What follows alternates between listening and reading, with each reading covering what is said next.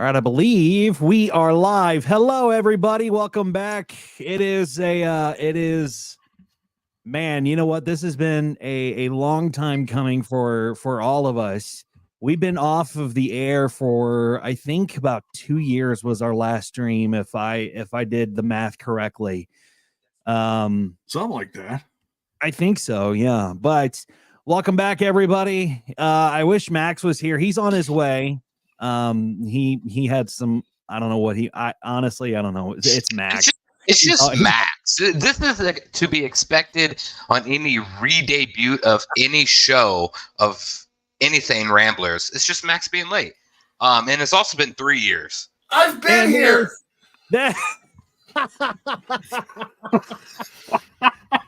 You see, here's the thing, man. You were all the way down at the bottom, so I couldn't even see you to let you in. So that's probably my fault.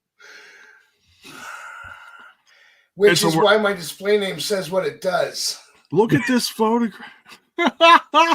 Oh my God! Well, welcome everybody. Photograph. The gang is all here. Hail, hail! I'm gonna actually.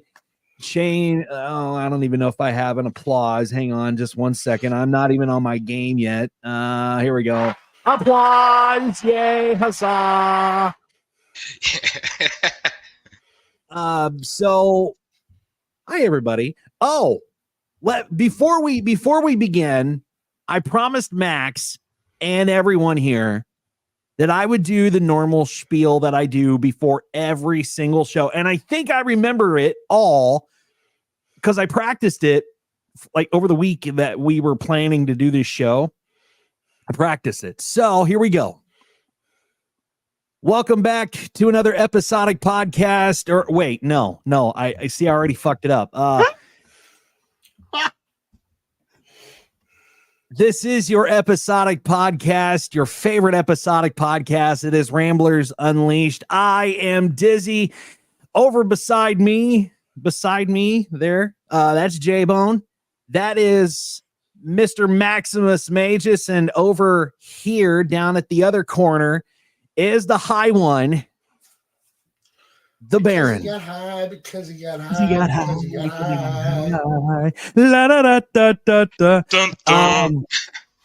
So before we start too, there's something new, and I'll get the whole intro thing back. This is the first show. Come on now. We're not gonna have all the bells and whistles. Well, no, and Dizzy's obviously not going to be on his game just as of yet. But there is something that the guys and I talked about that I wanted to do before we started every single show, and we wanted to start it off with breaking news. So that breaking news is Tony Khan is still high on coke. Film at 11. Can we get this man some help? An intervention?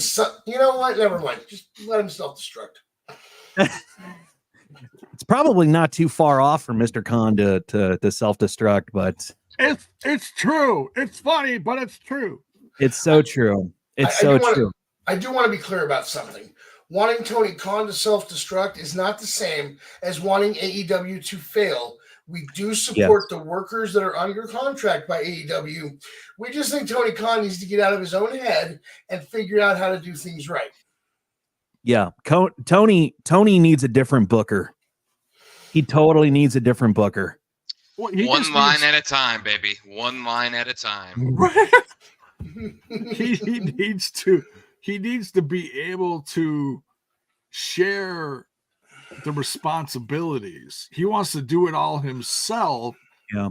And that's an amazing, that's all ego. That's totally. Ego. That's all it is. It's like, but then you gotta look at what's happening to your company, the audience numbers, the viewer numbers, everything. And you're like, okay, well, we got to switch things up. We got to, bring in some new faces. So what's up? I just want to say, what's up, Courtney? What's up, Paulie Walnuts? I know we're not going to have a ton of views, in this first one, but hey, whoever joins us, thank you. I did get it shared out there. Yeah. It's been a while since we all been together. So this is I know this is going to be a hot mess, and I mean that in the most loving way, guys. Trust me. Oh no, Gary, guarantee I'm right there with you, man. It's a super hot mess because so let's recap. We started rambling about wrestling years and years and years ago. I think it was about 10 years ago. Well, yeah, I think so. I think the first episode, Baron, you were on. I know Bubba was on. Nobody knows Bubba, but we'll talk about Bubba later on during the this show. Max, were you with us on the first show? I don't even remember. I don't think you were with us on day one. I think I joined you guys on the second episode. Yeah. And I think originally the plan was you and Bubba wanted to get that first episode under your belt and then bring me in as a guest star. And then somewhere along the way, you're like, why are you still here, Max? You were only supposed to be on one episode. Yeah. That's exactly how it went. Yeah, no, that is exactly how it went. Yeah. So Baron was on with us for the first time. Baron and I met at a job that we both worked at, and Max I knew online, and then we started doing. And Bubba and I had always been friends. We've been high school friends for years, and then along the way we met this guy, J-Bone. And I don't even know how we met J-Bone. How did we meet you? How did that all come to fruition? Do you remember? Someone, one of you guys slipped into my DMs. Dude, you weren't supposed to tell them about that. Max has been caught. It going down in the DM. It go down. It was something like that, and you guys, like I was doing my stuff for just less than a year, and one of you guys, I don't remember if it was Dizzy or Baron or what, and you messaged me and said say, hey, we'd like to bring you on as a guest or something like that, and yeah. And it's all it's all downhill from there. I remember that because I think now that you said that, I think I was the one that either I or Baron or Max or somebody saw you and they sent me the YouTube link. Yeah. To watch your content, and I watched it. I'm like, wow, this guy actually knows what he's talking about. So I think I reached out to you and said, hey, would you want to come on and join us? And ever since then, you've been a Rambler. So yeah, props, man. That's awesome. It was the first let's say podcast family that I joined, and it was what really set me up for everything else that I did. So I'm always like, no matter how goofy or how good or how bad or how goofy or professional we were with whatever we did, I am always gonna appreciate what we did, because I mean, Dizzy, you were kind enough to send me my first podcast microphone, for crying out loud. I mean, you didn't have to do that. 10 years later, you're right, that's the microphone. 10 years later, I just updated I got a new camera and I got a new mic 10 years later. So if it ain't broke, don't fix it. So I still have the microphone.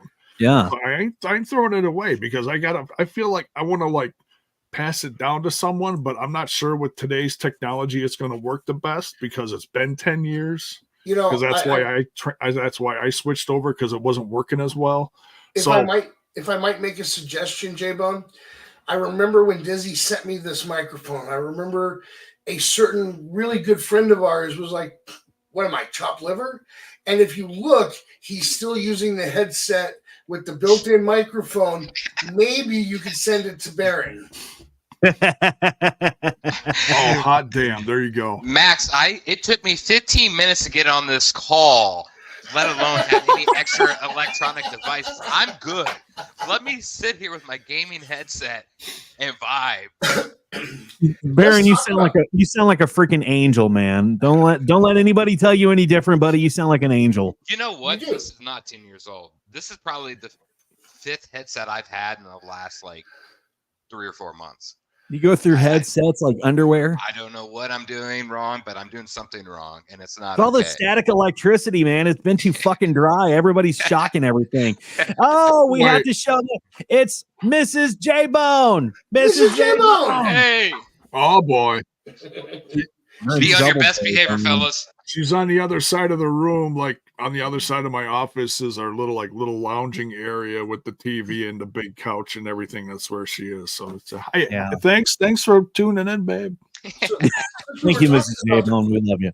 Since we were talking about the quality of microphones, we really have to bring up the possibly most discussed amongst us incident that ever took place on a Ramblin' episode. Okay, all right. That so was this a is damn good mic. This is where we will introduce everybody to Baron, or not Baron, Bubba. Bubba was again one of my high school friends, and he and I talked about doing this podcast, and I invited all the guys. So it was probably almost a year into the show, I think, and I don't even know. I think we were talking about predicting an upcoming pay-per-view, I think. And I apologize for the siren if you can hear it.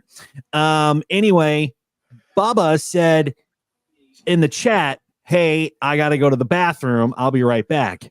Well, what Bubba didn't understand is how to mute a fucking microphone, because he really had to piss Lake Erie, and he walked into his bathroom and we were talking, and all of a sudden you hear this splashing, this water, this something, and we're listening to this, and this is going live on YouTube, and you hear, after you're done, we were all quiet, and after he's done, you hear flush.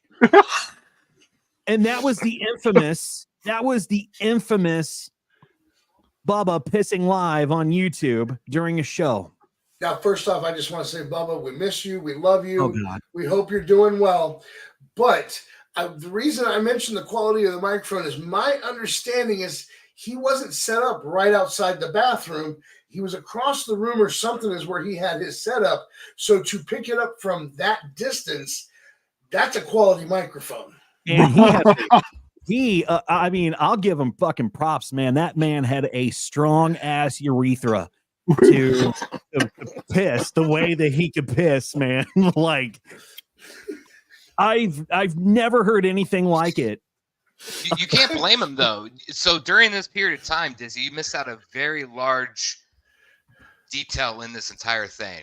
Oh, I did. Yeah. Forced to do the ECW review, and I believe that's what was happening during this period of time. So there was a lot of alcohol. Yeah, there was a lot of Bud Light and alcohol flowing through us at that period of time, because that's how rough it was. So why, in my infinite wisdom, I said, "Hey, why don't we all review every single ECW pay-per-view that there was, and we talk about it?" And that was a mistake. That was a big mistake, and we all had to get drunk just to watch ECW. What? You think that was a mistake? I had a lot of fun, especially with the one where Sandman left the arena and came back later. That was a blast. At least somebody had fun. At least somebody was having some fun. I remember I had to put the whole damn show together, and I was doing stupid stuff with it. And oh my God, it was just, you know what? Speaking of ECW, I wanna give a shout out to a friend of not necessarily this show, but a friend of the TNI brand, if you're familiar, of course, with the TNI brand. I'm quickly looking for the email. Okay, here we go. Excuse me. This guy does short runs of classic wrestling and other kinds of shirts, and it's called Nostalgia Land. Mhm. And I just want to share the link in the chat because this guy just dropped a brand new line of ECW stuff, and Sandman is actually Oh wow. on Yeah, here. And you send the so it's link like and I'll there's- put it up on the screen for everybody to look at.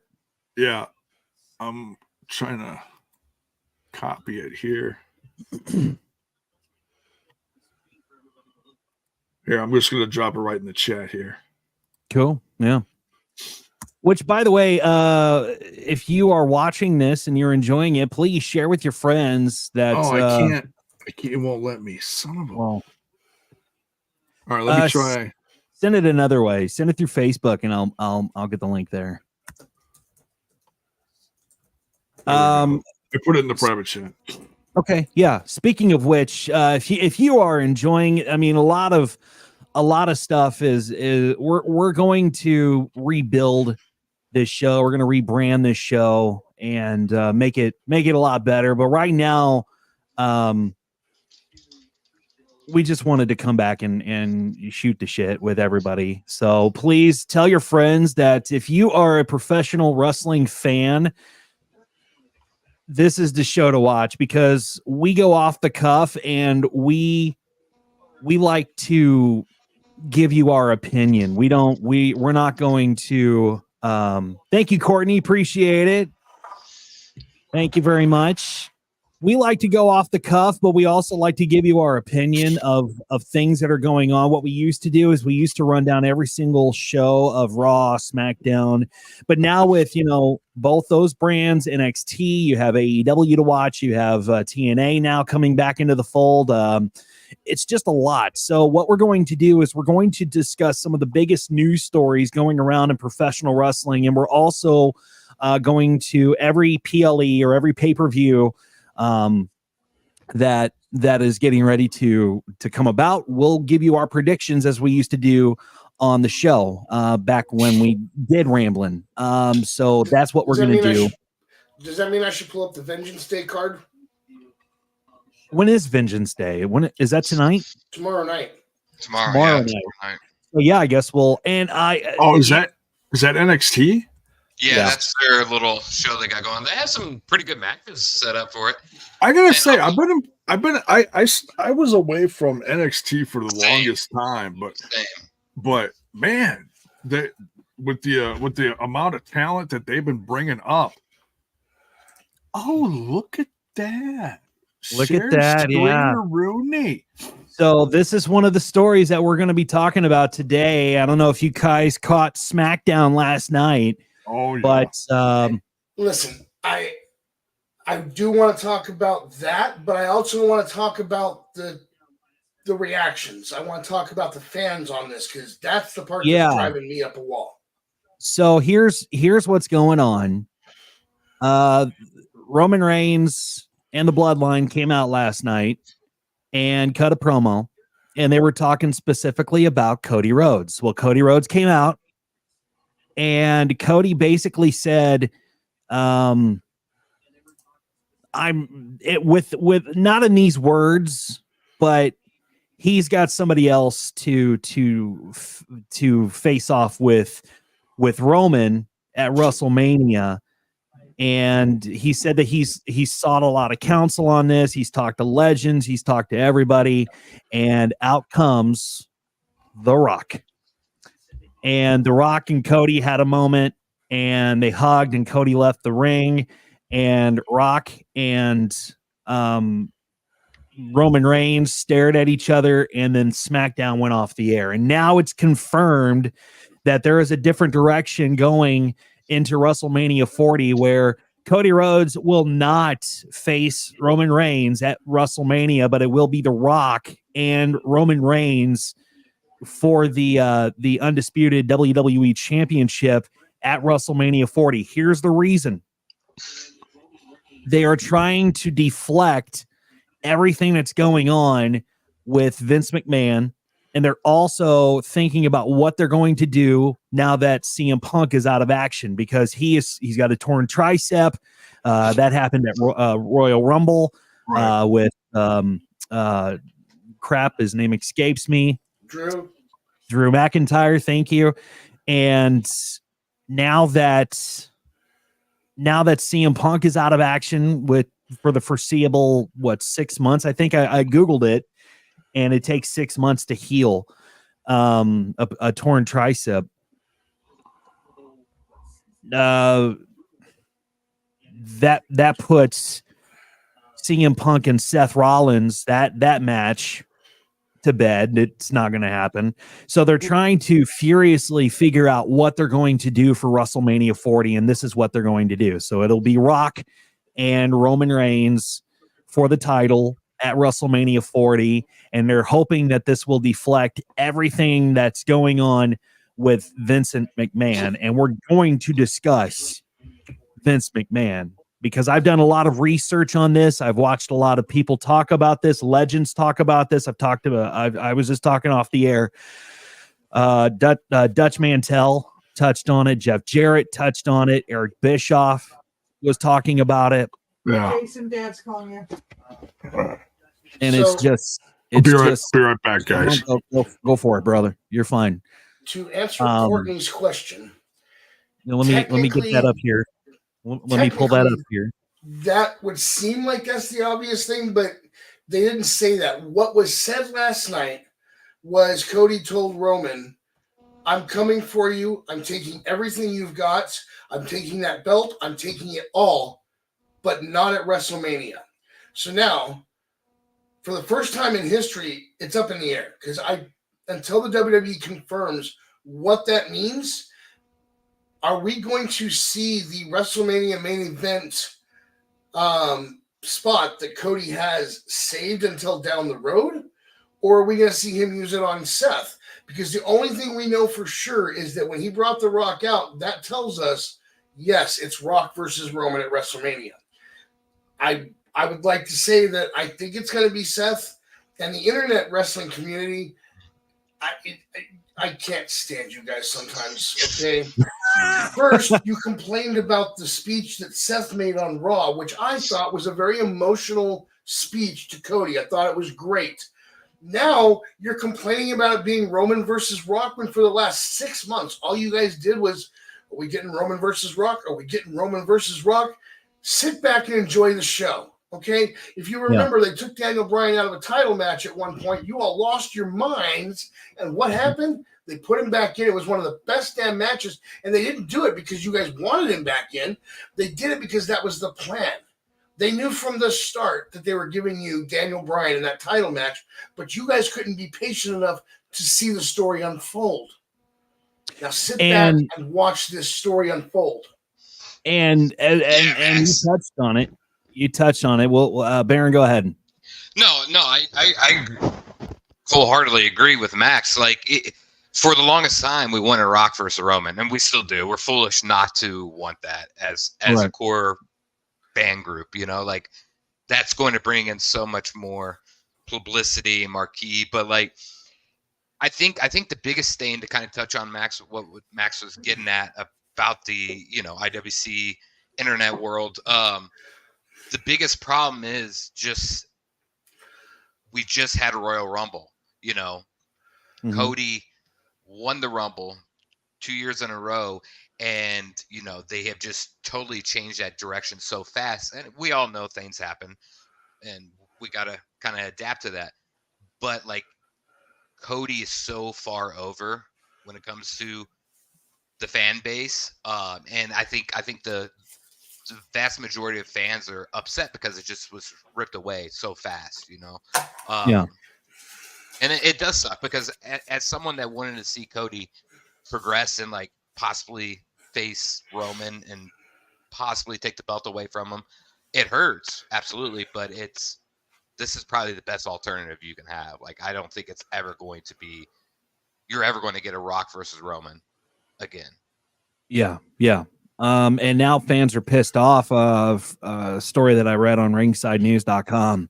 They're demanding that the WWE give them a refund for all the Cody merchandise that they purchased, and that is just ridiculous. First of all, you're not going to get a refund from WWE because things didn't go your way. Sorry, that just doesn't happen in the real world. Things don't go your way, and clearly, we've always been ignored by WWE. The fans have always been ignored by Vince McMahon. Vince didn't give a shit about the fans.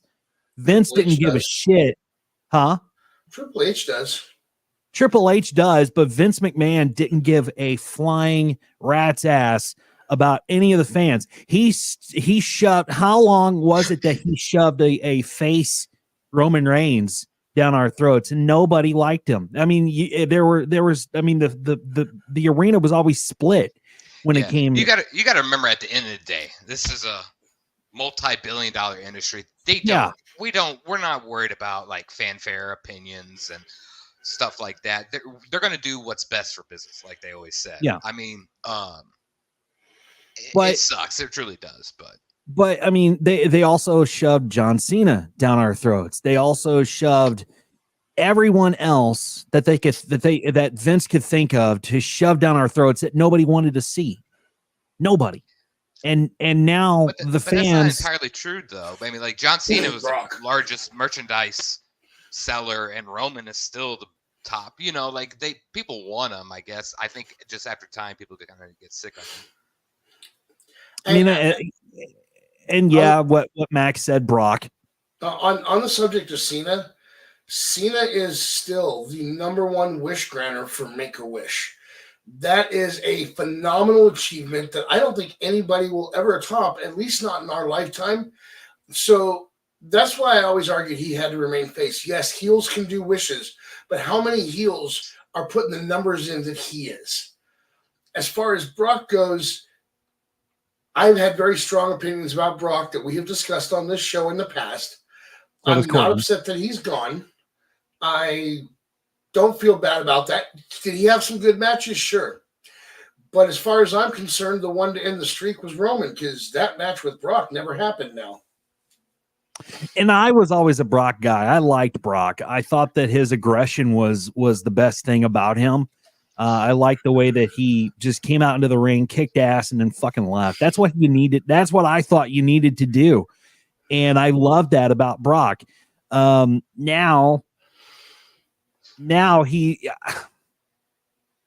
I've been watching, like, I've watched Brock, and let me just say this. I watched Brock when he was with Paul Heyman. Paul Heyman cut all of his promos for him. You know why, right? Yeah, there's a good reason. There's a good reason. I know. Brock can't cut a promo. No, it's not that. Because even with the bad promo, they didn't want him on the mic. It wasn't about how bad the promo was. Oh, I know. It was the fact that Brock doesn't know how to watch his mouth, as he proved on that. And he got better. I mean, the last couple times he appeared and he got on the microphone, he did a really good job of controlling his language. But there was that night that Paul couldn't be there while he was still representing Brock, and Brock was down there trying to renegotiate something, and they had to bleep out pretty much everything he said. It sounded like R2-D2 on Raw.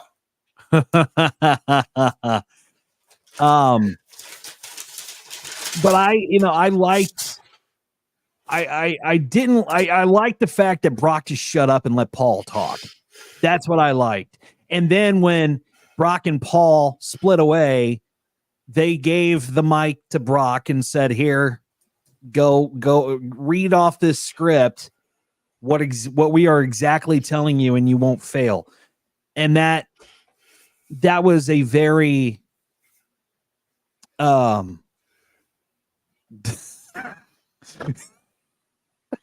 it wouldn't be a Rambler show without Max eating something. In case you were wondering what the fuck Max is eating. He has a random roll just ready to go. 15, 20, 30 minute mark of the show. He's like, and it's time to pull out a roll. Why not? He always does this when I'm trying to make a point. Oh. Oh, Golden Corral. Okay. All right. Go you, man. Wait, Go so you. did you go to Golden Corral or I'm curious, did they deliver? I ordered DoorDash. They By the dashed way- Golden Corral? How does that work? By the way, Golden Corral, if you would like to sponsor the show, you can Yeah. contact me and we can talk sponsorships now that Max has thrown up their brand, so it's all good. That's got to be the most We'll give that to you for free. the hardest like DoorDash order you could place. Like what do you choose? How do you choose So when Golden you go, Corral? It's like hey, here's some styrofoam. Go down the buffet and just pick what you think I would like. So when you DoorDash, they actually have a menu on DoorDash. So like I'm trying to eat healthier because I managed to get over 400 pounds. So I ordered the baked chicken today and got a couple sides with it. It was $8 something for the chicken. The drink was like $4 something. So after everything was $14 something, I tipped $5. So I mean it's not a bad deal when you actually order through DoorDash for Golden Corral. No, that's not terrible. No. But the thing about it is, every time I'm trying to make a point about something, Max always has to pull out some bullshit on the goddamn camera because he knows that I have an attention span of a fucking squirrel. And I'm always going to look at the camera to see what this asshole's doing. And every single time I'm trying to make a point. So let me continue my point, please. Yes, please continue. Thank you. What's up, Zach? Keep rolling. Absolutely. Jesus Christ. Anyway, Brock can't cut a promo that's why they gave the microphone to Paul Heyman. Paul Heyman left Brock. They split up. They gave Brock the mic and said, "Here, follow this script. You can't go wrong." And that's when Brock went stale on the microphone. So that's what I was trying to portray and put across until the fucking role came into play. By the way, welcome back, Jason J-Bone. Thank you. Max has a role. Yeah.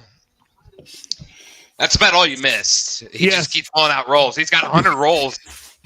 I didn't know where this fucking thing came from either. I'm talking and he just all of a sudden has a fucking roll. I hear that. What the hell is that?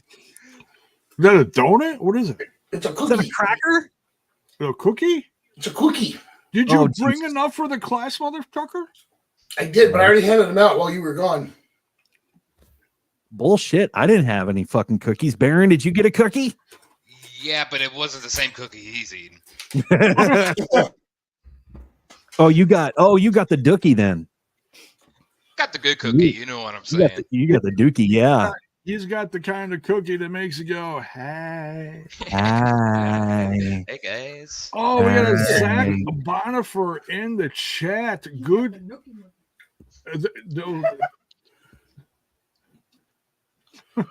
I love my wife. She goes, he got the nookie cookie. He did it all for the nookie. The what? The nookie. So you can take that cookie, Max, and stick it up your ass. So what we're saying is that Baron had a taco for lunch. Oh, I see what you did there. I see what you did there, good sir. This is a PG show, may I remind you. What? Actually, I said taco. I More didn't like say anything PG. that's not PG. It's more like PG-13-ish. Well, yeah, sometimes it's rated X, but you know. I mean, you get us all four together, you probably don't want to let your kids watch. Well, it's Probably only if don't. that's only if Max starts showing us more roles that we need to see. We don't need any more rolls, Max, Oh. other than the ones that you're eating. Are you really going to put that Oh my God. I thought you were going to tuck it into your shirt. Like one of those English British guys that tucks their napkin at their shirt. Do we need to let you go, Max, so you can eat your fucking food? What is this? No, I was doing that to mess with you guys. I'll finish eating after we're done. I was like, good God, how rude. All right, so what is this said entree before you? It is a roasted chicken, and I've got a side of mac and cheese and white rice with it. He's trying to eat healthy, and that I give him big props for that. That sounds pretty good. That does sound pretty good. Technically, the plan was to eat before I got on the show, but like I said, I dozed off and ended up on the phone with my boss for a half hour. So then I remembered a comment that was made. I don't remember if it was when the three of us were on the call discussing setting up the show, or if it was just in the chat about me whipping something out, eating it on the stream. I was like, you know what? I'm going to grab this roll and I'm going to eat it right now while Dizzy is talking. And it happens every single time. He never missed a freaking beat. Every single time I'm trying to make a freaking point, this dude pulls out something and does something on the camera to throw me off because he knows I have the attention span of a squirrel. Squirrel! You were talking earlier about the format of the show and how we're still going to do certain things. We're not going to run down reviews of everything. I'd like to point out that I plan to continue harassing Dizzy every single episode, just like I always have, because that's what Max Magus does. That's exactly, yes. Heel Max heel. This is true. It's all coming back to me now. Max was the whole Max versus Dizzy thing was Max always knows quite the adventure. And dude, when Bubba was on, when Bubba and Max were on the same show, it was worse. I mean, Bubba knew how to push my buttons. Max definitely knew how to push my buttons. And I was just, most of the time, my microphone was muted. I'm done. I'm done. So if you're wondering what this is, I'm sorry if that came over the microphone. I found an old childhood love, and I don't know why I stayed away from it for 40 plus years, but I found some Tic Tacs. Tic Tacs. See, now Tic Tac has to help sponsor the show. So far, we've got Golden Corral and Tic Tacs. Who else can we go after? Well, as long as we're talking WWE Rock stuff, here you go. What is that? Zoa? That is the Rock's energy drink. Oh, okay. And I don't know. Do I want the Rock's energy drink, or do I want Ric Flair's energy drink from AEW? Or Logan Paul's? Logan. We'll get into Logan Paul. Oh God. Ric Flair, the fact that he has an energy drink and it's called Woo, that scares the crap out of me. That sounds like something like, it was like, okay, if you're gonna drink this, don't get on a plane with it. Don't get on a plane with it, because you might end up harassing flight attendants. The flight attendants. You might start removing clothing. That's the first thing I think of if you're gonna drink this. It's like, I'm gonna go to a house party and I'm gonna bring my own drinks because it's bring your own drink. And what did you bring? I brought Ric Flair's new energy drink. Oh, good for you. 20 minutes later, he's in the corner naked. Be like, dude, what the? And if they spike that with alcohol, can you imagine what would happen? Oh my God. You'd be like hanging off a balcony or something. It'd be ridiculous. You'd be doing dives into the pool off of the roof. That actually sounds fun. I honestly think that if your name is Ric Flair, you should probably just stay off airplanes anyway. Yes, right. Because they already pretty much know what they're looking for. And the minute you open your mouth, they're probably going to duct tape it. Oh, and if you don't know what we're referring to, it's the plane ride from hell. And if you haven't watched Dark Side of the Ring yet, you need to find that episode, because that will open up your eyes to a whole new side you probably didn't want to know. Right. But plane ride from hell, watch that. Which, by the way, season 5 of Dark Side of the Ring is debuting in March. I am so freaking pumped. There's some good ones on there. I don't recognize all the names, but the episodes are usually really good. I'm actually going to pull up. I'm going to see if we can get the list of. I'm already working on it. Look at Max. All right, so The ones that came out that I saw were Brutus Barber Beefcake, Nice. Harley Race, Yep. Kurt Angle, Chris Adams, Mhm. my boy the Sandman. Yep. Oh, Buff good night. is the stuff, and I think he's still on the stuff. Just for the record. No, I think he's sober now for several months, from what I've heard. And Black Oh, good. Saturday. Good for him. And also, I'm seeing Sensational Sherry. I'm seeing Terry Gordy, Chris Colt. I also see Earthquake. Let's see, Brutus Beefcake. You already said him, and that's it, man.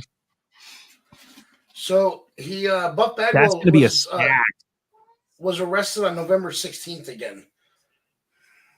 Oh, so let's talk about what Black Saturday is. And I'm reading this from cinemablend.com. The Monday Night War dominated the landscape of American pro wrestling in the mid to late 90s, with McMahon battling Ted Turner in WCW in the ratings each week. More than a decade earlier, the events would lead to the eventual war between the rival promotions, and that would kick off with Black Saturday on July 14th, 1984.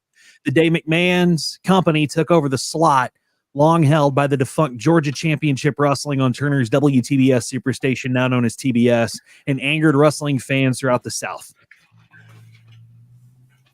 So that's what Black Saturday is. To be fair, it doesn't take much to anger people in the South. I live down here now. Well, it doesn't. You know what? It doesn't take much to piss off the IWC either. So it also doesn't take much to push Dizzy's buttons. No, that's true. Courtney, it was a pleasure answering your question. Please join us again soon. Yes, thank you. Thank you so much, Courtney. Appreciate you. Tell your friends about us too. Love you, Courtney. Thanks for tuning in. Appreciate it. Absolutely. Absolutely. Courtney's a doll. She's great. She's she's one of the TNI faithful. So good people. Well, I think it's time that we discuss the elephant in the room. And the entire season 6 of Dark Side of the Ring. Look, season 5. I know I gained some pounds, but damn, Dizzy. No, sorry, Dizzy. Let me explain, since apparently you misunderstood.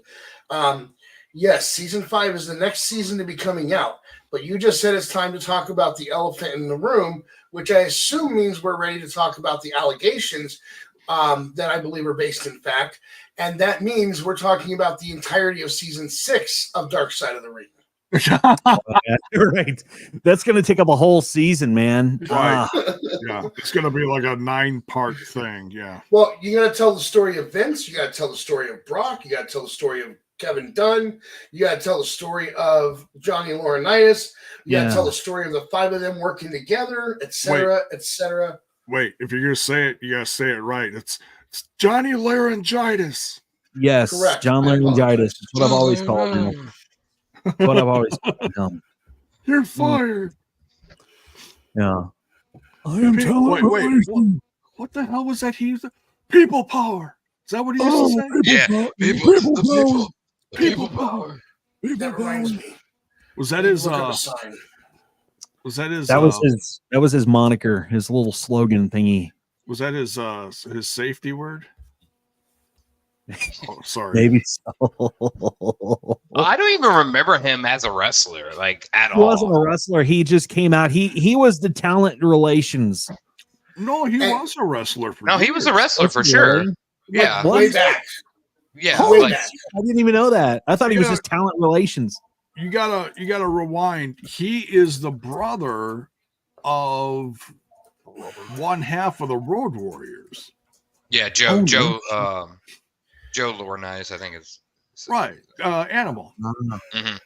So Johnny, and he spent the majority of his wrestling time in Japan. He didn't spend as much in the States. That's why not a lot of people talk about him wrestling in the States, because most of it was he's also the brother of the Terminator, Marcus Laurinaitis, which I never even heard of the Terminator.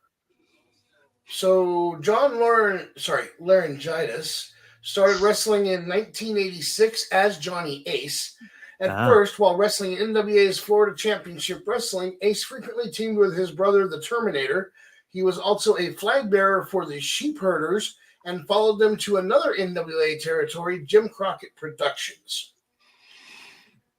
Now, I would like to share with you, because this never gets old, and we've talked about it on the show before, a sign that was held up at a Raw that Mr. Talent Relations himself was on. And the sign says, "Sir, I feel compelled to stress that we are not booing because of your effective heel work. We are booing because you are simply awful."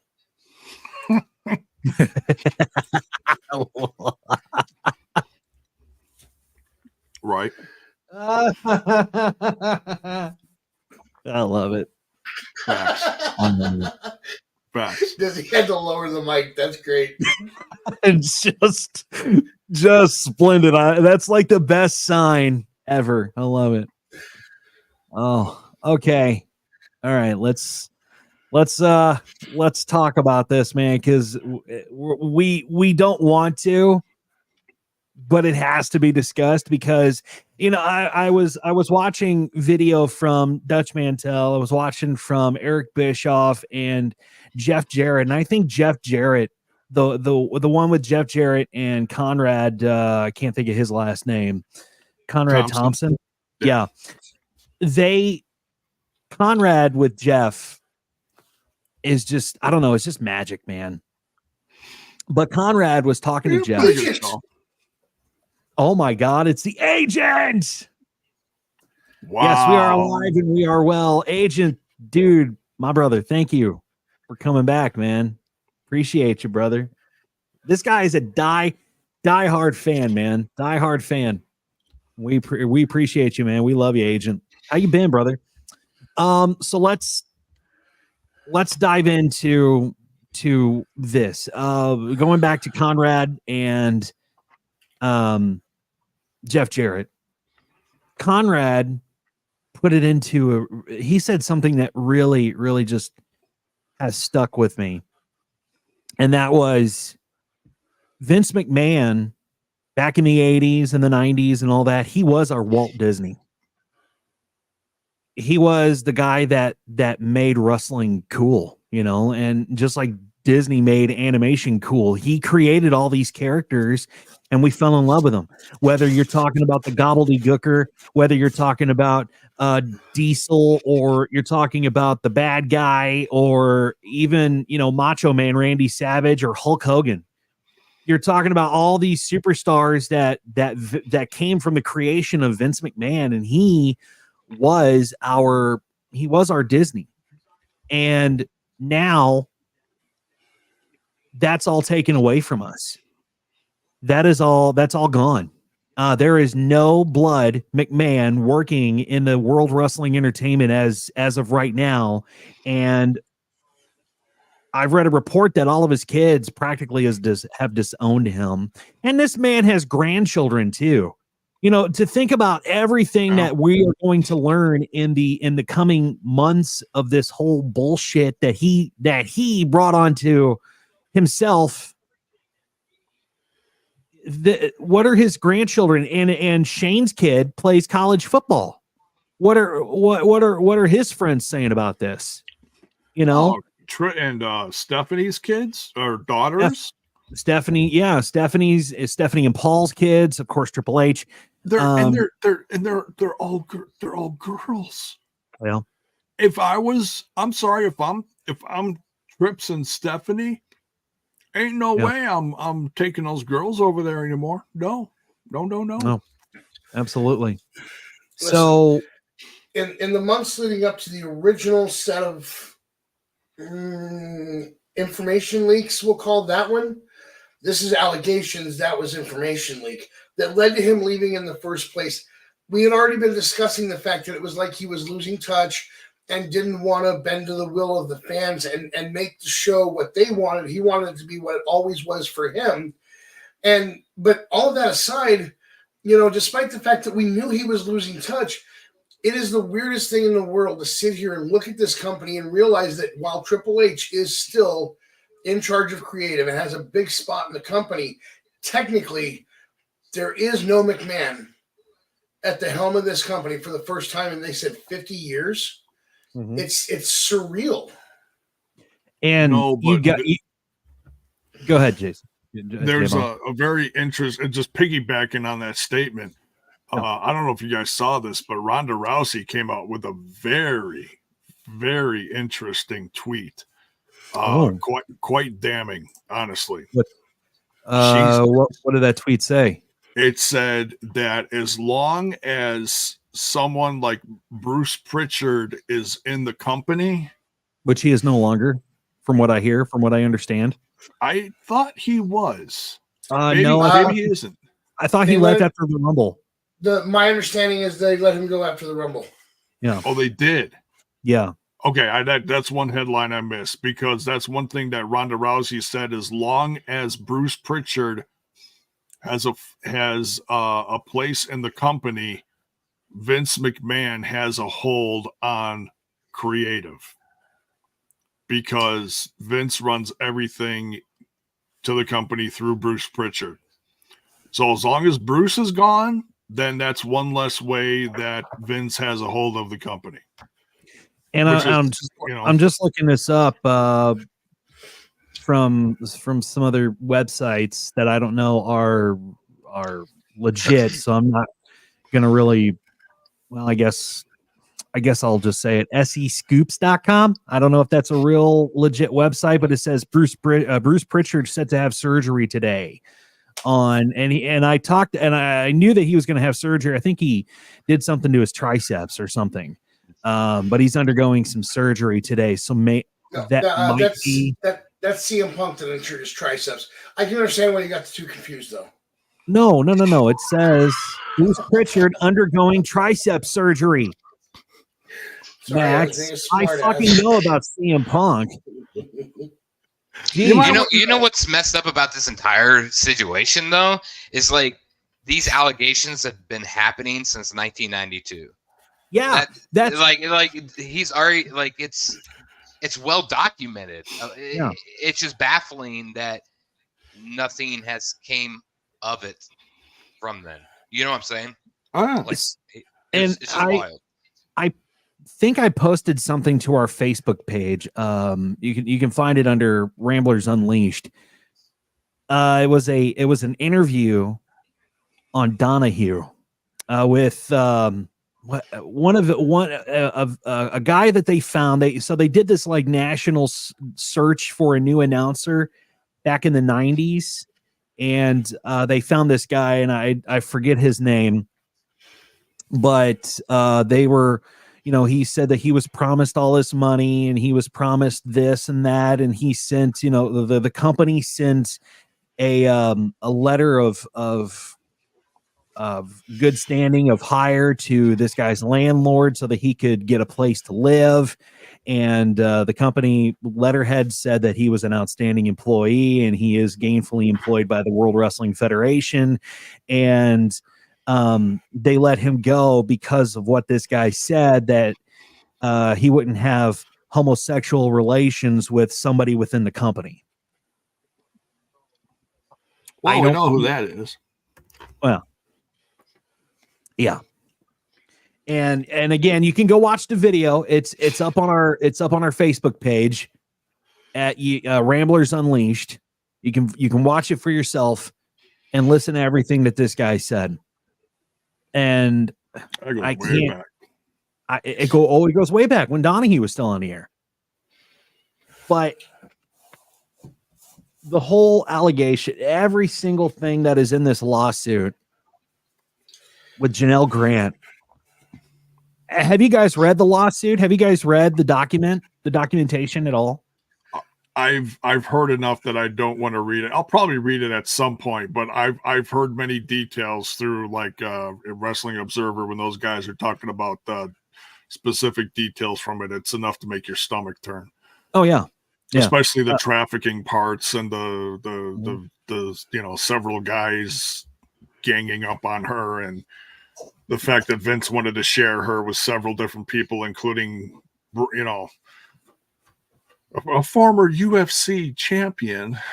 Which is why he is currently off of the roster. Matter of fact, all of his, I read an article that all of Brock's merchandise was at like 99% off or something like that. And he was taken off of the video game. He was removed, I believe.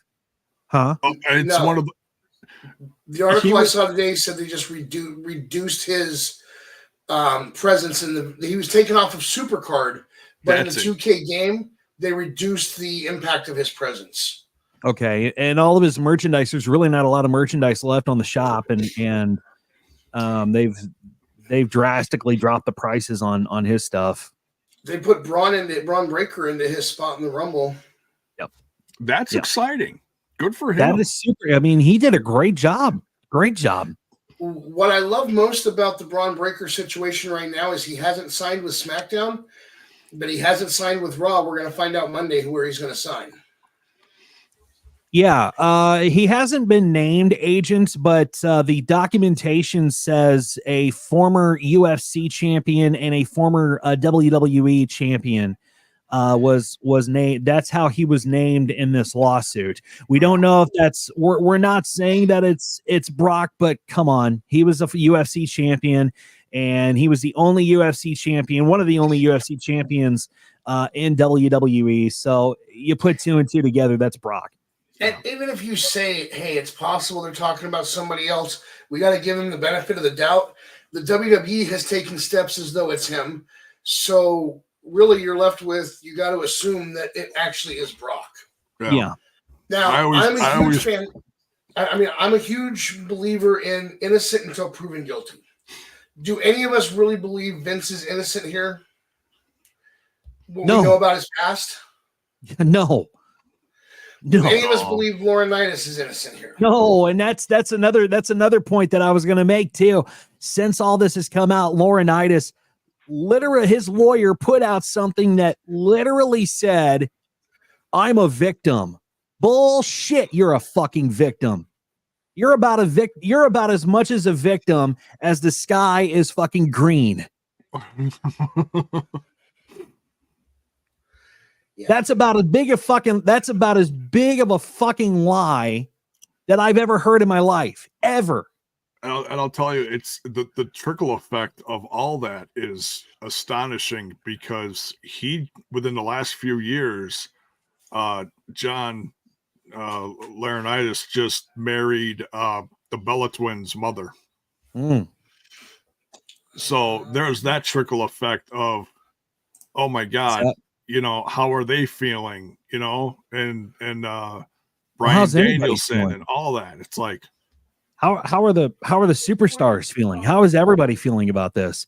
You know, at Royal Rumble during the press the media scrum, Triple H was asked 2 times about this, and he deflected every single time. He deflected. He swatted them away like flies. And Shawn Michaels was asked going into Vengeance, and he kind of in his own individualistic fashion, he did kind of swat away the question, but he went around it, you know. Sean came out with a pretty good, like, they try to tie him into this as well, and then, you know, he came out with, "I was a heartbreak kid." You know, it came. I'll have to look up his exact quotes, but he definitely answered the question, so in a pretty good fashion, actually. Yeah, Sean basically said that I had my issues. I do not deny that. I'm very open about my issues, but one of them was never the ladies. Yeah. But as far as Triple H goes, I would like to say that I did watch the press conference, at least his part of it, because I wanted to see what he said about it. And what he basically said in response, it wasn't that he didn't want to talk about it. It was, we just announced the Netflix deal. We just announced The Rock. We're coming off of one of the best weeks the WWE has ever had. I want to talk about the positive stuff tonight. We can talk about the other stuff later. Can we just focus on the Royal Rumble and the positive that's happened this week for tonight? Right. And look, I know a lot of people are coming down hard on Triple H for that. But honestly, when I was done watching the Rumble and how good it was, the men's and the women's and all the other matches, dude, it's one of the best Rumbles I've seen in years. And then it's, dude, it's like, and I knew that, dude, what the hell is his name? Houseman? He was the one that asked Trips first about the whole allegations thing. Yeah. I know who you're talking about. Because he was talking to people on the red carpet about it. And it's like, oh my God. It's like, look, I get it. I get it. It's your job. I get it. And it's a prominent thing. But I for one, after I was done watching the Rumble and I was on this like emotional high, and I wanted to hear from the winners of the Royal Rumble and whoever else they were going to bring out and what Trips was going to talk about. He always talks about the numbers and this, that, and the other thing. I didn't want to hear about the allegations. For one time, I wanted to like focus on what I just watched, which was a tremendous pay-per-view. And I knew the crap was going to come out within the next week and whoever else was going to talk about that. We all knew that. I agree with Trips, and people are probably going to come down on me for that too. And whatever, I don't care. For once, I just wanted to focus on how great the pay-per-view was. We could deal with all the bullshit later. That's me. What do you guys think? No, I mean, I wasn't expecting him to even say anything. I mean, like going through a investigation, do you think he's going to actually say anything about that being tied with the company? You know what I'm saying? Like, still being contracted with the company and whatnot. I wasn't expecting him to say anything, and I don't believe that he has any position to say anything about that. I agree. Yeah, I mean, I agree with the fact that it was one of the biggest PLEs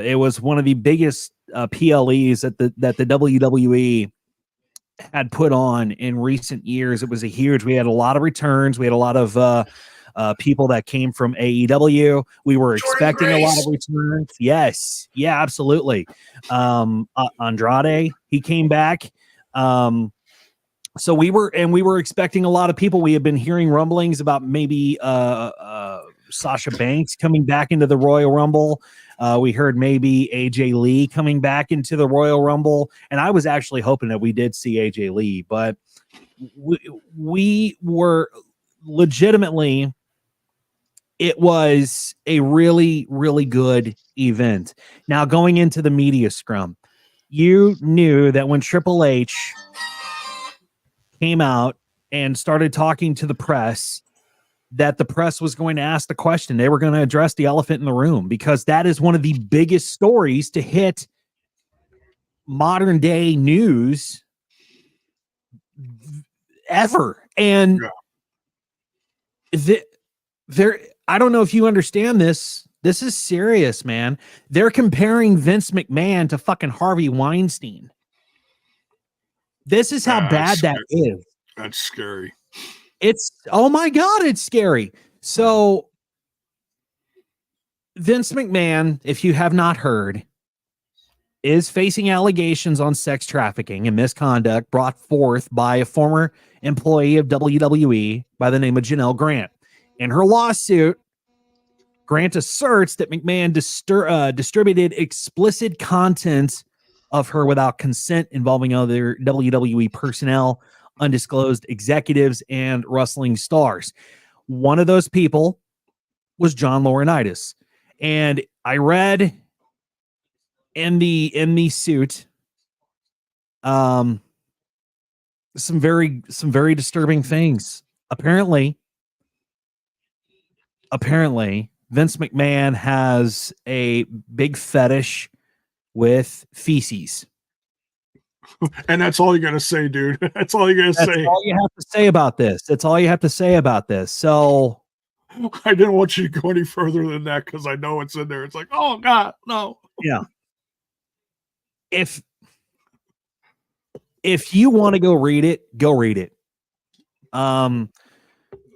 It's out there. You can find it. But it does paint a picture of how sick Vince McMahon is as a person, as a human being. What potentially could have been the biggest event in this young lady's life, working for WWE and getting everything that McMahon had promised her that he would do. And Janelle, so the reason Janelle met Vince McMahon is because in the suit, Janelle apparently had lost her parents and she was going through a very rough time. She was volunteering at certain different places here and there. And she was talking to her property manager, her landlord or somebody. And she was saying, hey, you know, I need to find a good job. And he said, well, why don't you go talk to Vince McMahon at WWE? Because I believe they were either in New York or they were in Connecticut or somewhere where Vince was. And she went to talk to Vince. Vince loved her and said, yep, I'm going to make you vice president of such and such. And we're going to give you a car. We're going to give you a house. I'm going to take care of you. This is going to be such a good opportunity for you. I'm going to give you the opportunity of a lifetime, basically. And yeah, he did. He gave her an opportunity to become a victim. He gave her an opportunity to become a pawn in his game. Yeah. He gave her an opportunity to give her an opportunity to go after him in one of the biggest suits, one of the biggest allegations that had been in the rumblings for years. And now it's just coming to light. And it's so sick to hear about what happened to her. And you have to think, within the years and years and years, what he spanned, 3-4 decades, something like that. Yeah. How many NDAs and how many illegal NDAs are floating out there? How many people are not at liberty to talk about it or think that they're not in liberty to talk about it because they haven't sought legal counsel on this? There are a lot of illegal NDAs floating out there from Vincent Kennedy McMahon. It's apparently there is an insane amount of them. If you listen to I listened to just a portion of, I don't know if you guys remember Rene Dupree, former wrestler of the WWE. He's got his own show. Yeah. And he had former WWE one half of the tag team, former tag team champions, Paul London. Remember Paul London? Yeah. Paul London was dating. Oh, damn it. Now I just completely forgot Ashley, her name. right? Yes. Thank you. Yeah. He was dating her, and the stuff that she would go back to Paul and tell him, and she'd be just in tears. And Paul's been telling stories, and he doesn't even want to tell like half of them because he's like, look, the dominoes are going to start dropping. So yeah. And the fact that it's not just going to be a lawyer versus a lawyer, the feds are actually getting involved in this now. Yeah. So this isn't some, well, maybe Vince is guilty. No, if the feds are involved, dude, he is in serious trouble. Yeah. And here is what I found on ringsidenews.com. According to the Wall Street Journal, federal authorities are reportedly investigating sexual assault and sex trafficking allegations against Vince McMahon. New York prosecutors have been in contact with women who have accused McMahon of sexual misconduct in recent months. And Janelle Grant's lawyer also believes more people will speak out against WWE's culture of corruption. And now that you know all this, you'll find out this now. WWE has removed Vince McMahon from the company amidst on ongoing lawsuits. He stepped down. They removed him from the website. They removed him completely. They Benoit him. They Benoit Vince McMahon. It makes me kind of wonder, and we knew they were going to sell a while back, a year, maybe even 2 years ago. And when did Stephanie leave? She left abruptly, just dipped out of the company. I wonder if they knew all of this was happening, and I think this was a very big indicator that he was going to sell the company. Oh yeah, well. Because these things just don't happen overnight. These cases build and it takes time. And I bet you the sale of the company had something to do with a lot of this too. Which is just crazy. I mean, like you said, to start this out, it was like we grew up watching this guy. He was our Disney. It's all disgusting. It's almost to a point where you don't even know what to say because it's so just disgusting, but it's happening, just not Vince McMahon. There's all kinds of other billionaires and that is happening too, and it's just disgusting. And you also have to think that how many people knew about this but couldn't or didn't do anything about it. How many people were walking in that office and walked past his office and maybe heard something going on behind closed doors and didn't do anything about it. They didn't contact the proper authorities because maybe they were scared, because Vince McMahon was a powerful human being inside of those four walls. Right. Behind doors. This is the same guy that after Snuka, ended up doing God knows what to his girlfriend at the time. Mm-hmm. And I was all on the dark side of the ring too. Vince McMahon walks in with a briefcase full of money and Snuka's free. Oh, that's interesting. Yeah. So this has been going on for a very, very long time, and all of it, every single bit of it is disturbing. I don't even think a Hollywood director could write such a story of what happened with Vincent Kennedy McMahon. Vince had some sort of psychological thing going on in his brain to cause him to do this. And it's just sad that so many people have been affected by what this monster is doing. Just because he's roaming around on the earth, other people had to suffer. And that's sick. That's sick. And for him to be looked at as us as wrestling fans, professional wrestling fans, as our Walt Disney, professional wrestling is in a state of despair. It's not the same. It's not the same. And you know what? I know resurrection, innocent until proven guilty, but there have been way too many stories on this particular topic to make him not look guilty. And I understand, I know, innocent until proven guilty in a court of law, and I hope he does. And I hope he does get taken to a court of law. But the sad part is, if he is guilty, will he be in the same cell or in the next cell over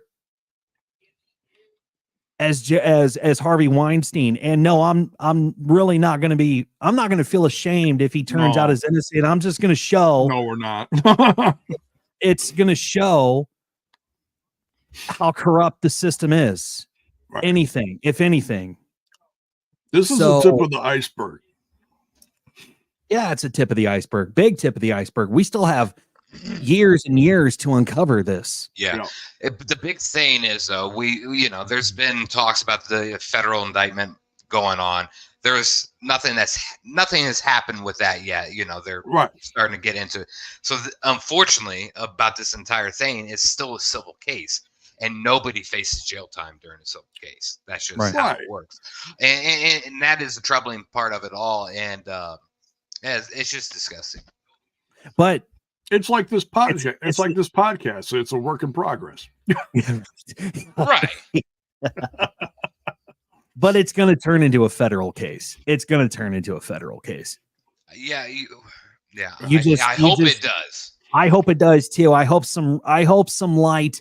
I hope some light is shed on this. And what I hope most of all is that everybody who is victimized by Vince McMahon finds their peace, finds their happiness, can actually get over this, though it won't ever happen. I'm not saying get over it as, deal with it, but I hope that they can find their peace. I hope that they can find some sort of way to cope with everything that they've been put through.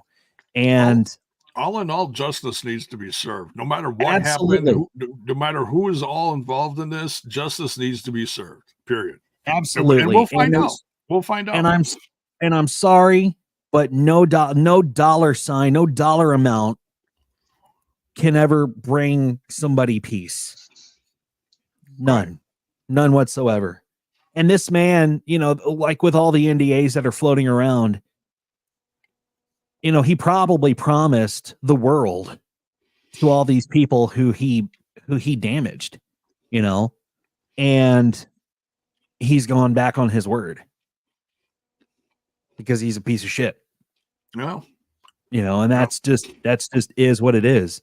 Do I think the trial will be broadcast live? I don't know. Court TV.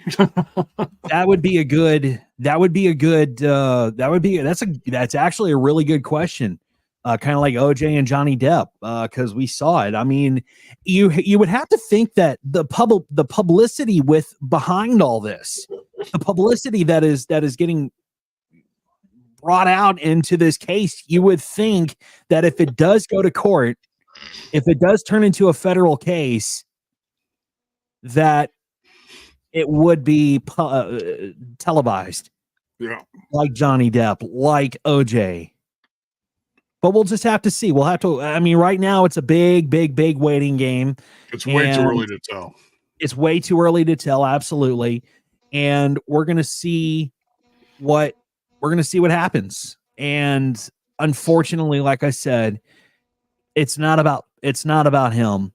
It's about all the people that he's hurt. It's about every single person that he's scared. It's about every single person that he's intimidated, either people who he's damaged or people who worked for him. Because he was going around with the phone, supposedly, that in this lawsuit, the lawsuit states that he was going around with his phone showing graphic images of Miss Grant to rustlers, to people, to techs, to producers, to everybody. Hey, look what I did. And you would have to think that now that he's gone, you would have to think all those people who felt so uncomfortable finally feel comfortable enough to come out and say, you know what? This guy's a pervert. Worse than a pervert. This guy's a monster. This guy he should be put in a freaking cage and fed bread and water for the rest of his life. And the funny thing is he was supposedly going to die in that seat. He was going to die at the head of WWE, and look where he's at now. He's hiding. He's in hiding. Yeah, it's disgusting. I just hope, justice will be served and we get there's no shenanigans to this, because unfortunately at the end of the day, money is money, but it's just, it's all a mess. But, honestly, now with him out of the company, with him out of the picture, and hopefully the company now under ownership with TKO, they can do something positive for WWE, and we can see a brand new resurrection of the company. We can see a brand new resurrection as wrestling fans, because we have so much. There's so much to talk about. There's so much. I think we already have though. Like, just since they sold the company and he's been out of the picture.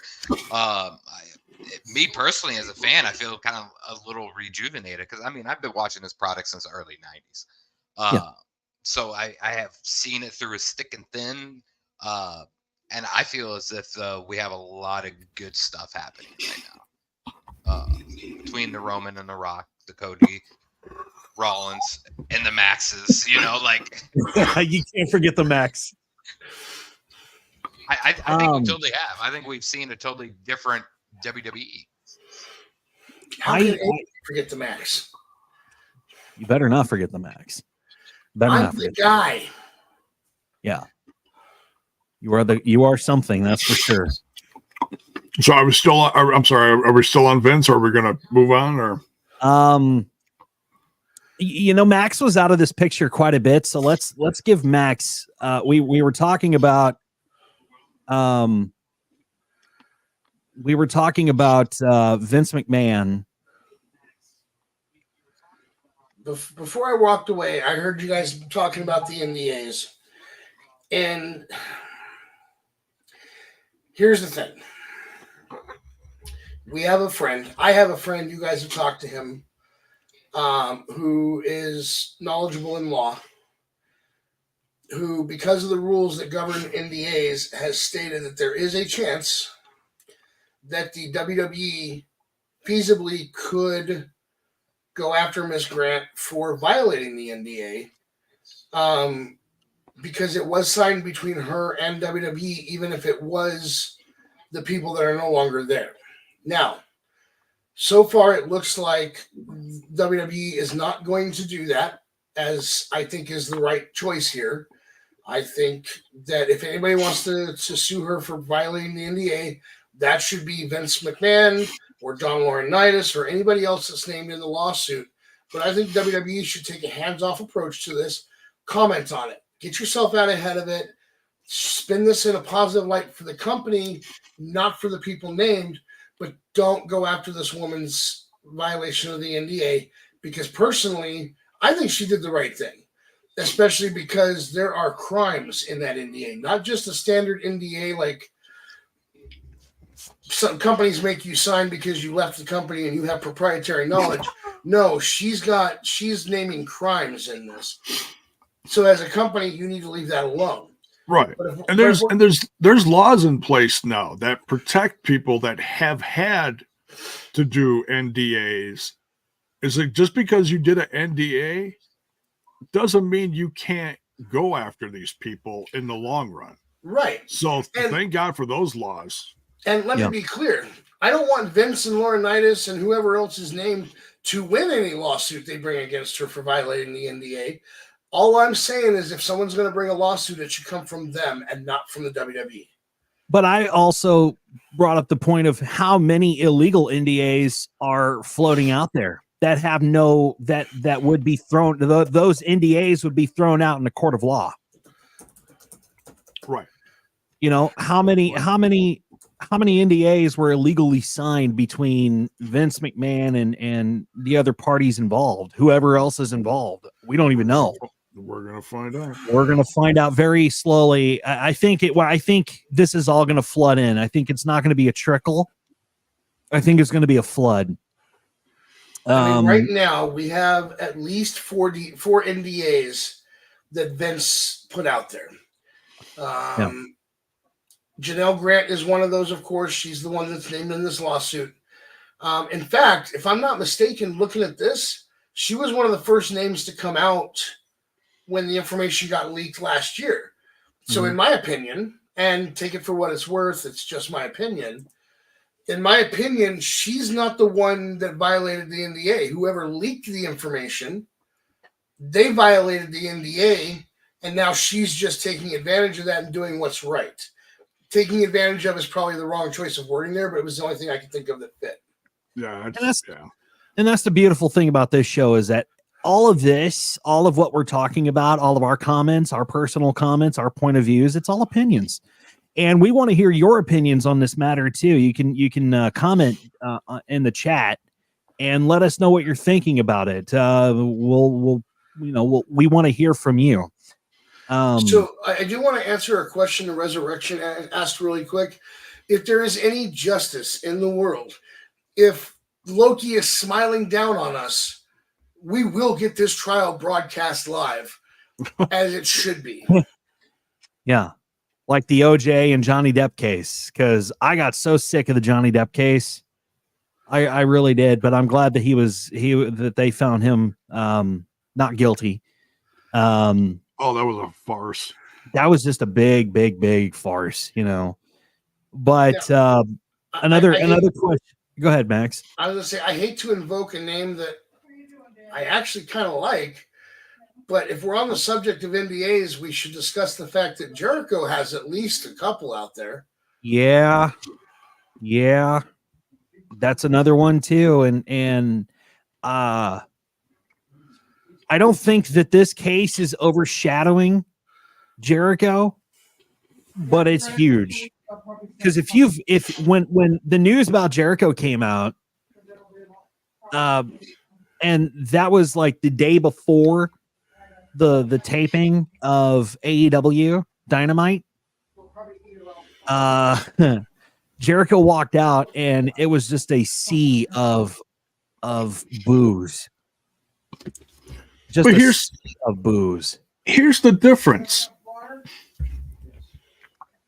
No one went to the police or anything and filed any reports. No one has a lawyer making suits against Jericho. It's all just people just doing this on social media. Oh, I heard this story about this. Oh, I heard this story about that. No one went to the feds aren't involved. That's what the big difference is. The only thing that Jericho, and I'm not saying Jericho didn't do stuff. Maybe he did, maybe he didn't.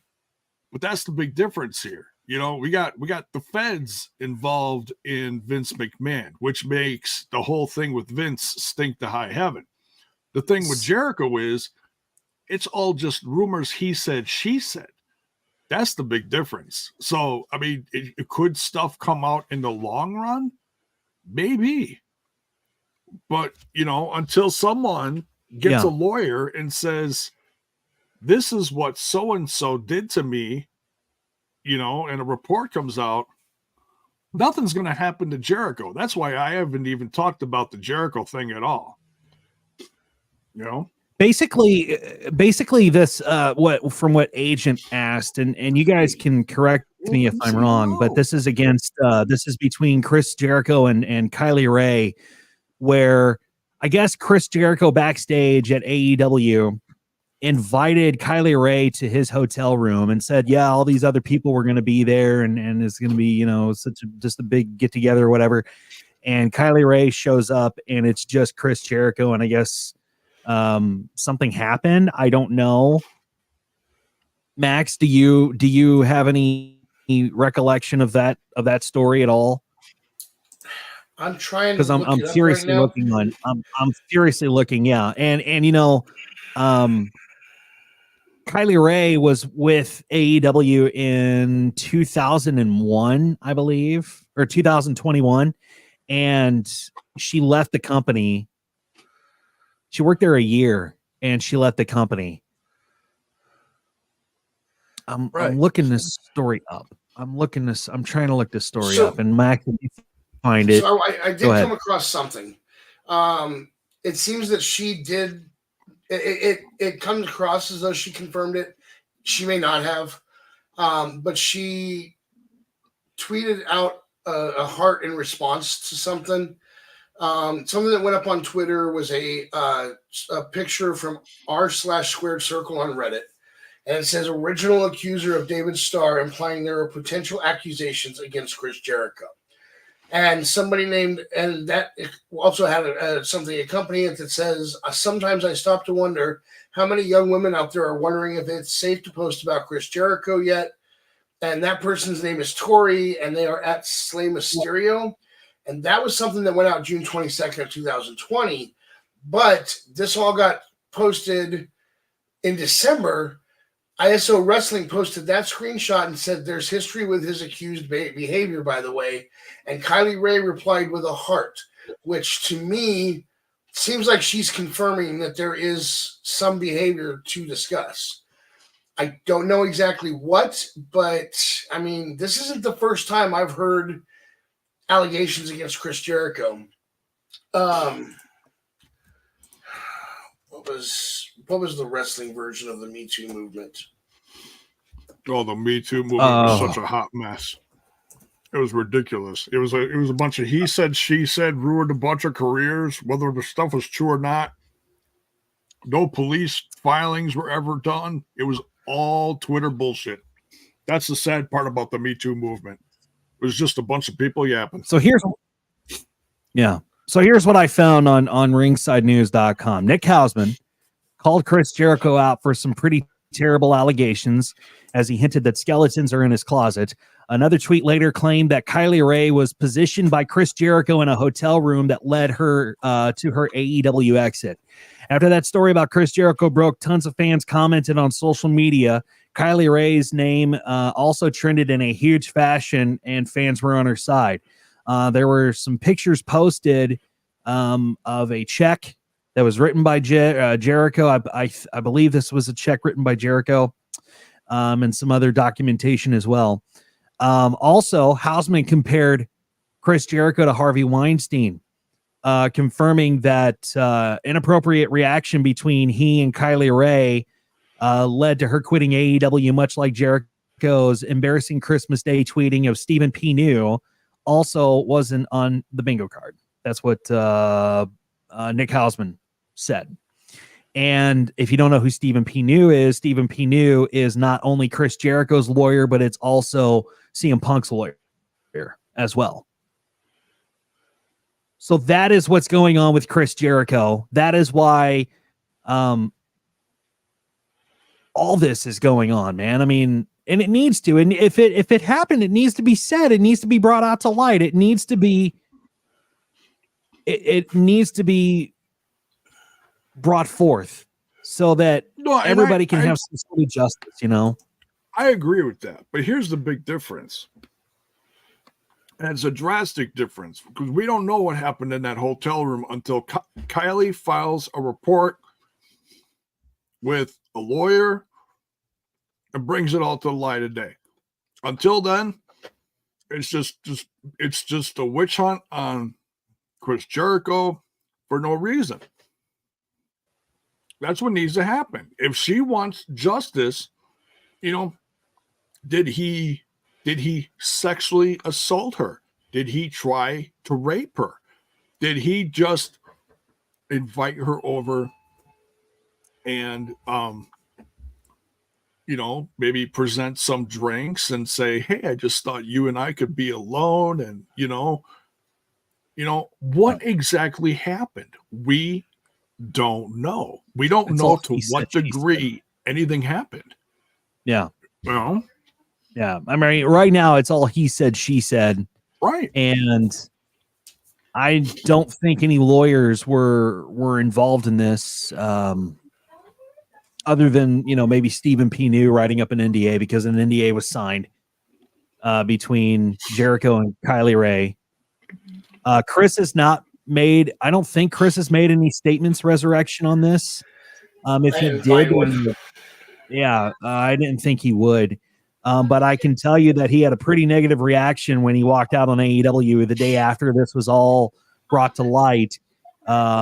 People were booing like crazy, and it was really surprising that Tony Khan would actually entertain that idea to bring. Oh well, there's a big scandal with Chris Jericho and Kylie Ray. Let's just put them on TV and let's see what happens.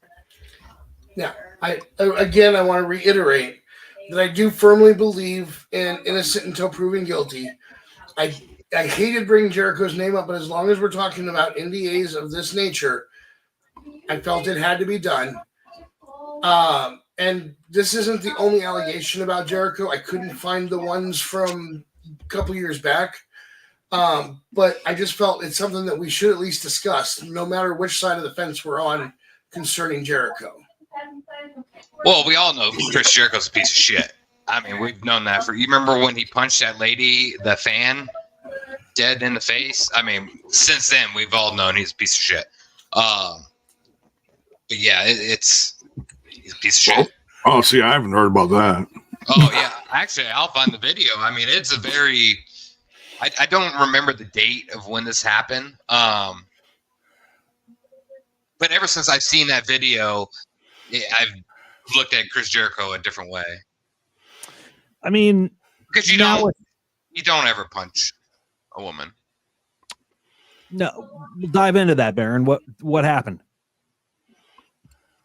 I'm gonna send the link if you guys want to. I wouldn't really touch base on it because we're kind of getting into the weeds, water weeds. So basically, what you're saying is there's allegations. I mean, this is a very clear cut video. I'm sure most wrestling fans have seen this video because it's went public. So I put it in the private chat too.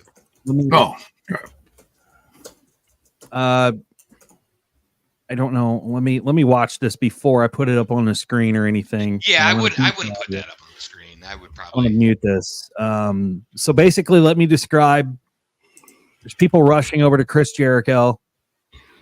There's like a media mob. Jericho is behind this security officer, and he's trying to get through the crowd. And apparently, this was from. Oh, I see what you're talking about. Apparently this might have been from the 90s, wasn't it? Like early 2000s, because he had his short hair and he I think the date says 2013. I'm not sure if that was updated. Okay. So this female fan, I guess, comes up and tries to put hands on Jericho, tries to rush him. Obviously, it's a fan of to the extreme, one of those extreme fans, and Jericho was not having it. And if I go a little further here, there's a big scuffle going on. Well, yeah, if I'm getting them, I'm sorry. I agree with the whole you shouldn't punch a woman. But if I'm trying to get in my car and this chick is pouncing on him, I'm going to defend myself. I mean, that's what I'm seeing. Yeah. This is a hot mess. This isn't just, one camera above. This is shaky. This is all kinds of messed up. It's old video. But like at the end of the day, the tabloids are a mess. We all know that. But wrestling fans are ridiculous. Oh, they're definitely. I think there's a little more context to this video too. I don't think this was all just fans rushing up to him type of deal. I think there was something exchanged. But yeah, still. I obviously. Chris. If you watch the video, Chris is definitely perturbed by something. I mean, he wasn't. You could tell by his body language when he stepped out of the car. Everything was fine. It was a normal fans rushing to the star type of thing. And then this woman comes up, and that changes the dynamic of the entire situation. Like that changes the entire dynamic of everything. Right. So we'll just leave it at that, because that is all, we don't know the whole story of that situation. and what portrayed from that up until the time that the record button was pushed. So we're just going to leave that there. Right. And so one other name I want to bring up on this topic while we're on it, but that's because I want to talk about what happened to him after the allegations came out. You guys remember Joey Ryan? Oh yeah. Give me a refresher, and give everybody else a refresher that doesn't know Joey Ryan. Joey Ryan was the guy that when you were wrestling him, or when his opponents wrestled him, because I wouldn't have done it, they would grab his junk, and his junk would exude power and take people down. He actually took down a line of people one night in a match. Yeah. Now I remember Joey Ryan. So allegations came out about him, which led to him no longer being in the pro wrestling world. He was found at Disneyland working as a guide. A few months later, somebody posted the picture online of him working at Disney. Well, maybe it was Disney World, but it was Disney. And within 2 days, Disney found out about it and fired him. Oh. Now, to me, this falls under the category of innocent until proven guilty. Nobody ever proved that he did anything. Now, do I believe that he was a creepy pervert and probably did? Oh, yeah, I definitely believe. But until it's proven, now I understand accusations can ruin lives too. So right. There's that. But it was never proven. Somebody should have had to prove it before he could be fired from Disney. But... or blackballed from wrestling. I mean, granted, yeah, the stuff he did was inappropriate in the wrestling matches, as far as, you know, he would do the boob plex and this whole crotch thing, and just like, all right, you know, back in the Attitude Era, this would have been completely acceptable. Nowadays, yeah, it's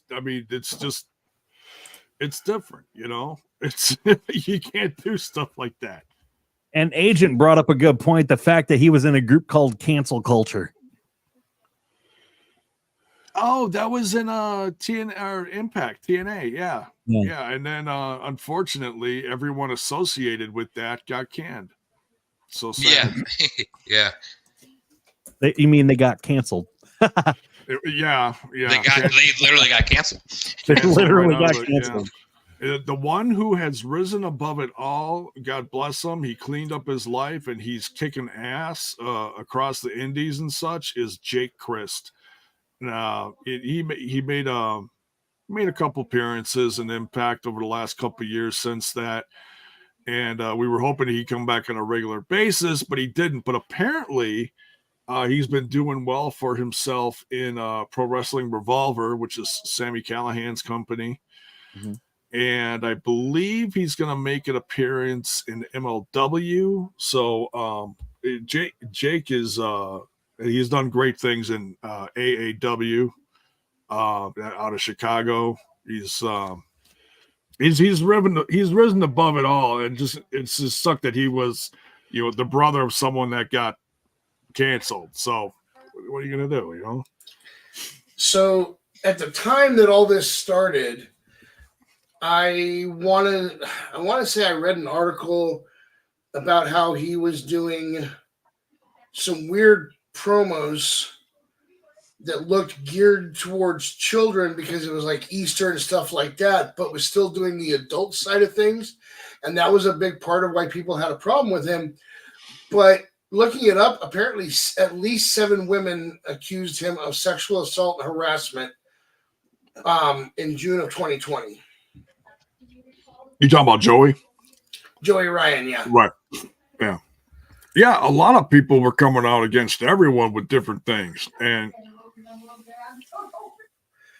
that's great, but social media wasn't the place for that. Like I said, where are the feds in all this? You know, and going back to social media, I just find it really funny, really, really entertaining that we have a social media guy now in the company, and I'm talking about Logan Paul. Oh, that's what Resurrection just mentioned. That's what I'm going to give this floor to J-Bone, because J-Bone, you have a bit of a bone to pick with Logan Paul, do you? Oh, that goes way back for like his like YouTube stuff, because a lot of smaller YouTubes like myself when I first started were actually monetized. Mm-hmm.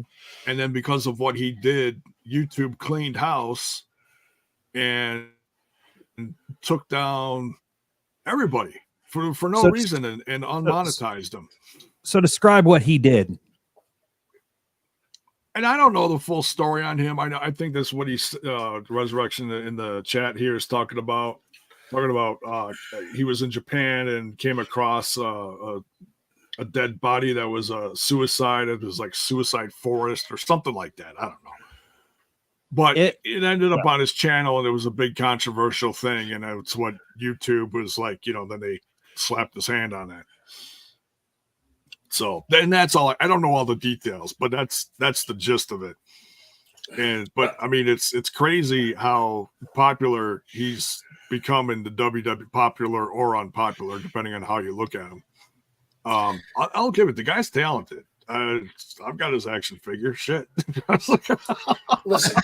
Yeah, all that's aside, and if we were just talking purely wrestling ability, he's fucking phenomenal. Like, for being less than like 2 years trained in the ring, he's got all this other stuff in the background going on, but like he's pretty damn good in the ring. Piece of shit, absolutely. The first thing I want to say is, J-Bo, when I spoke to YouTube, they said the reason they demonetized you is because you couldn't stop saying positive things about Impact. So there's that. Now, I want to get into the Logan Paul thing real quick. I'm not a fan of the guy. I can't stand him because of his real world antics. The problem is he has begrudgingly earned some respect for me because, number one, he came in properly trained. Number two, this is the hard one. There was a botched move when he was taking on Rey Mysterio at, we call it Blood Money, but that's not what it's called. Crown Jewel. And one overseas, right? Right. Ray almost landed in a way that broke his neck. Now, when I first watched that, I pointed out that technically Logan Paul was out of position, and I was told that it was a combination of both of their positions. Logan Paul actually got interviewed about that, and he actually stepped up and said, you know what?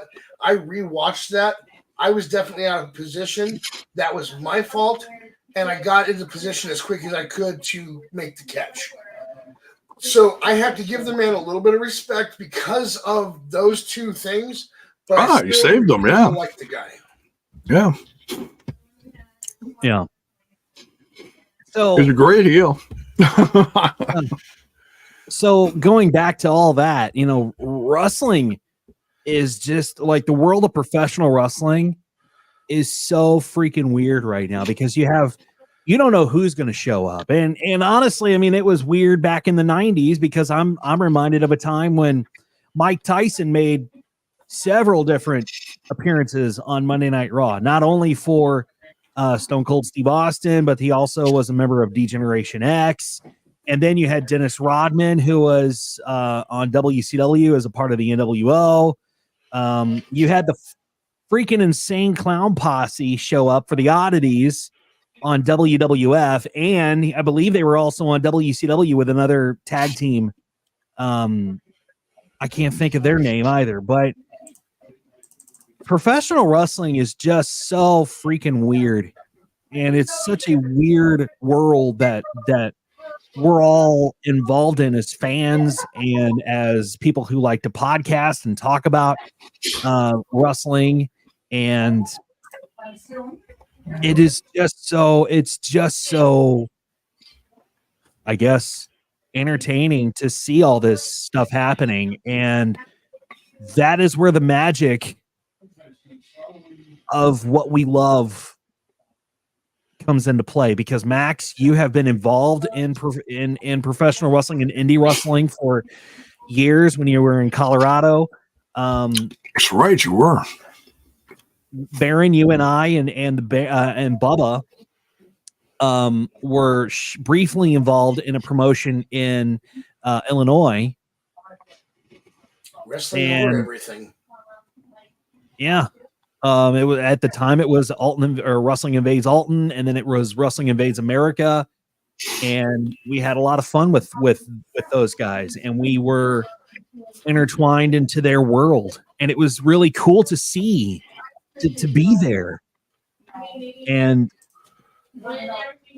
that is fans, us as fans, we're just grateful to be along for the ride. So it is just a really, really odd time right now to be a wrestling fan, because all the people on this show, we were fans of the 80s. We were fans of the 90s. We were around for the Monday Night Wars. We were there when Bischoff said he was going to go over on Monday Night Raw on WCW television. We were there for that. We were there for the finger poke of death. We were there for the plane ride of hell. We were there for everything. We were there. We're fans. We grew up on this. We were there when DX invaded WCW. We were there for all that, just like you were. And to be a wrestling fan then is completely different from being a wrestling fan now. And I don't want any of this crap between, Chris Jericho and the bullshit with Vince McMahon and all this other black cloud crap to overshadow the fact that wrestling is good. Wrestling is fun to watch. It can be entertaining. It's brought a lot of healing in my life. Yeah. I always turned to professional wrestling whenever I was down, whenever I was feeling blue, whenever I was feeling, depressed or anything like that. I've always dove right into professional wrestling because that is what I loved. That is what brought me peace. That is what brought me smiles.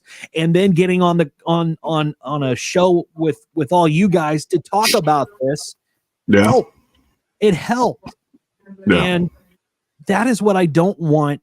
That is what I want for everybody. I don't want this black cloud to be over the professional wrestling. And now that Vince McMahon is completely out of the picture of WWE, now that TKO owns WWE, and it seems like the new owner of TKO or the new owner of WWE is not going to play any fucking games. Ari, what's his name, Max? Ari Emanuel or something? Ari Emanuel. Now that Ari Emanuel is at the helm of everything, is at the helm of this, he's not going to play any games. He's going to call I hope he's going to call everything right down the middle as it should have been in the beginning with Vince's father. Yeah. I think that's why he brought someone like The Rock in, because he is such a good businessman. He's got that entertainment company with his I guess it's his ex-wife, but it's still phenomenally successful. He just merged the XFL with the USFL, and now they're the UFL. Right. It's huge. It's huge news. That, and I tell you, that's instead of here's the smartest business part of that whole transaction. Taking a step back and remembering when The Rock and his company bought the XFL.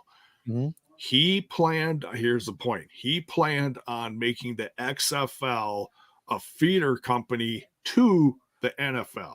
So instead of making it a competition, make it something that's worthwhile and a positive training, kind of like the NXT of WWE, the XFL, UFL, whatever they're calling it now, the joint two smaller football companies.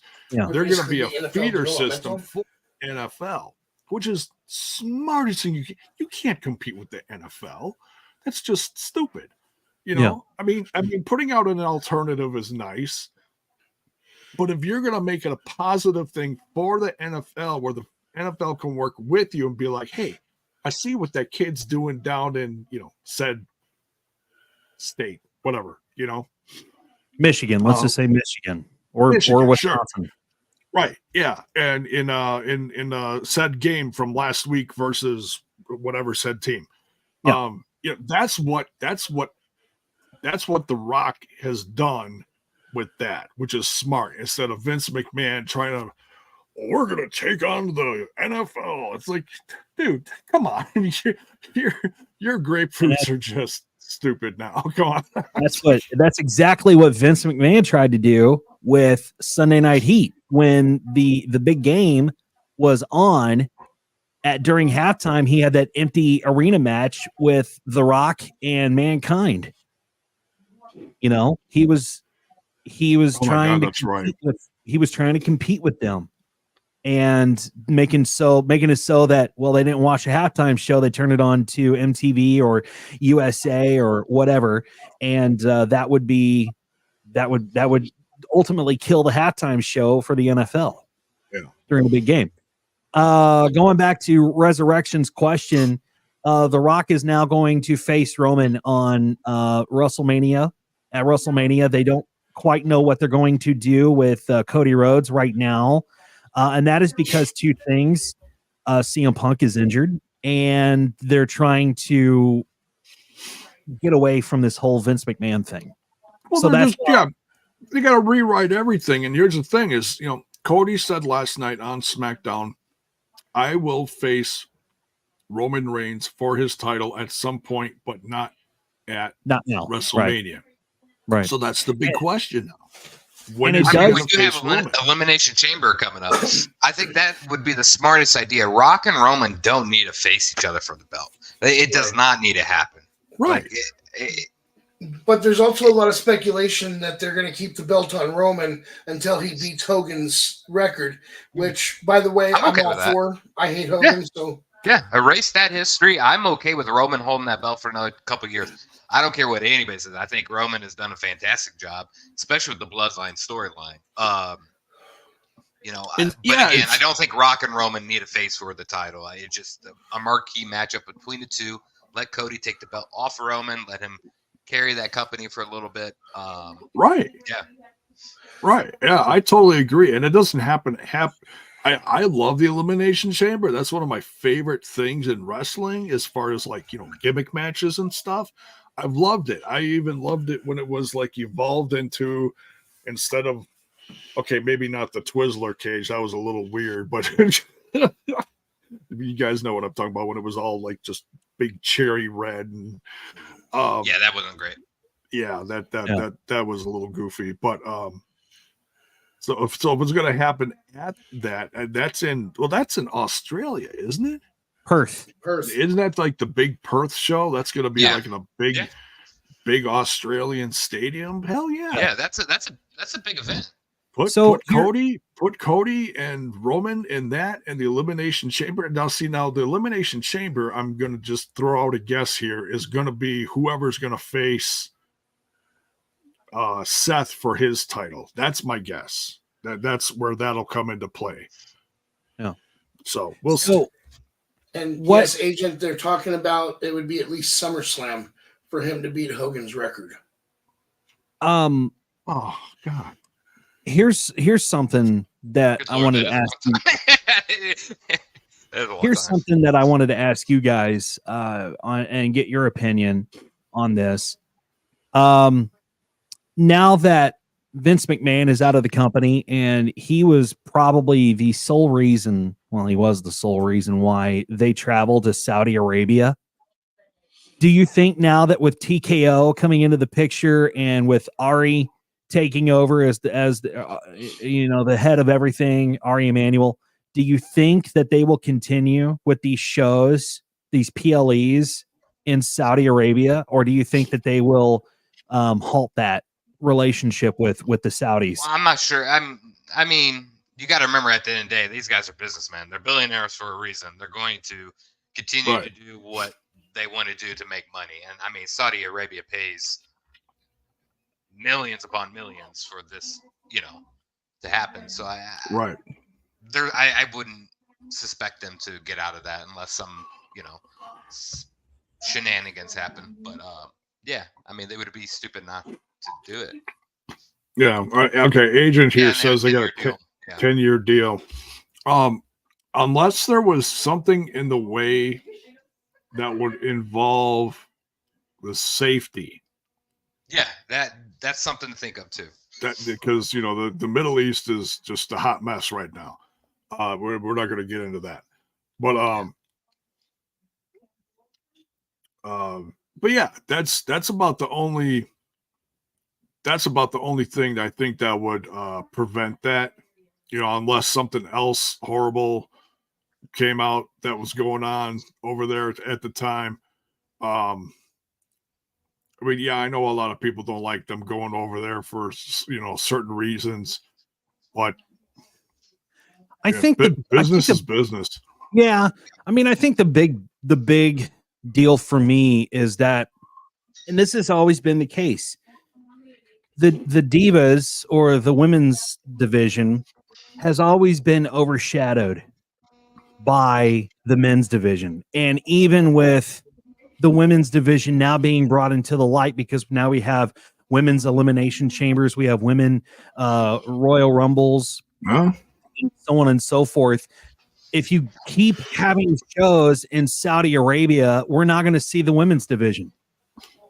Well, the women have been performing over there. It's just they have to be they have to be covered to, up. I mean, they've had some big matches over there. Right. They have to be covered from neck down to the toes, yeah. Which is fine. There's nothing wrong with that. It's considering, I'm not going to name any names, considering what some people wear to the ring and the women's side of things, I think it's actually a lot more respectable. I mean, they just have to be in a singlet as part of their outfit. They can't have like a two-piece. Right. Yeah, they just got to be covered up. Okay. Yeah, they can't expose any skin. Okay. That's just their culture. Because that's one of the things that I'm really big on. I wish that they would build the women's. I wish people would get over the fact that there are some. I wish people would understand that there are some really really good performers in the women's division. Amazing performers. You have just a plethora of ladies who are not only in WWE but are being developed in NXT and even going into other independent organizations such as OVW and the MLW and TNA and all that. Look at how Jordan Grace showed up and absolutely tore the house down. Exactly. I mean, and how many eyes got put on TNA for that. I think that's phenomenal.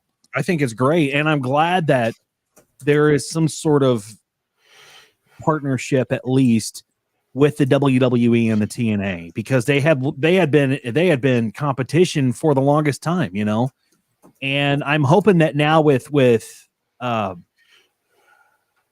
Emanuel at the helm, we can look at the competition and kind of pick and choose who they want to work with, Max, because before even the NXT was a thing, they were calling people up from OVW because that's where they found Batista. That's where they found John Cena. That's where they found CM Punk. That's where they found all these names who now are household names. Right. They went from OVW to FCW and then basically converted FCW into Full Sail University, which became NXT. Yeah. But now, OVW, OVW is still a thing. Al Snow is over that. Yeah. I mean, it's his home fed. It's where he grew up. Right. And, and I'm watching that show, Rustler on, I believe it's on Netflix. And it's really interesting to see how they do things behind the scenes. Are they going to go work with folks in WWE? Are they going to go over to TNA? Are they going to go over to AEW? Are they going to, since they do have a lot of women wrestlers, are they going to send some of those up to Women of Wrestling. You know, there's a lot of questions, and there's a lot of promotions now to watch. There's a lot of wrestling content to watch, whether it be independent or be it a bigger household name such as TNA, WWE, or AEW. There's a lot of stuff to watch, and it's good. It's a fun time now to be a wrestling fan, because when we were wrestling fans, that was WCW and WWF. Right. Those were the two companies going head to head, and the Monday Night Wars was fun to watch because I flipped back and forth. You know, now it's kind of fun to watch the AEW, Tony Khan, and going head to head against World Wrestling Entertainment, because you never know what Tony's going to say. You never know what Tony's going to do. You never know what he's going to. You never know his next move. It's like a big game of fucked up chess with Tony Khan, because he could be over here, but I'm going to go over here now. You know. All right, what are we talking about now? More breaking news: Tony Khan's still high on coke, still metalized. I want to address the because we haven't answered the question for Resurrection. Which question is this? Here's the thing, Rez. Which question is this? Rez? So I can show it on the screen. He wants to know if Brock will ever come back. Okay. Here's the thing, Rez. When Vince first left, and amid the original leak and all that, the story goes that Brock walked in, found out that Vince was gone, and he left, took his ball and went home. Sweet, thank you. Because he is such a Vince loyalist. He eventually worked things out with them and decided to stick around. And then once Vince came back, he was much happier. With Vince gone and Brock's name mentioned in the lawsuit now, even if he gets cleared of these allegations, I don't think he's coming back. I think that with Vince gone completely this time, I think Brock is just going to stand by Vince and stay gone. That's my opinion. Let's be clear about one thing. Brock's name was never mentioned in the lawsuit. It was a former UFC champion and former WWE champion. Brock was never brought up by name. Just to be clear. This is a fair point. Right. You're right. And we have no clue, any details as far as what and if Brock did anything with said client, whatever, or right employer. But personally, my opinion is, with Vince being gone from the company for good now, I just don't see Brock coming back ever. I don't see him going to another company at this point. Is it possible? I'll say it's possible, but I don't think it's likely. I think that Brock was enjoying working for Vince, who was a close friend in his opinion. I think that's it.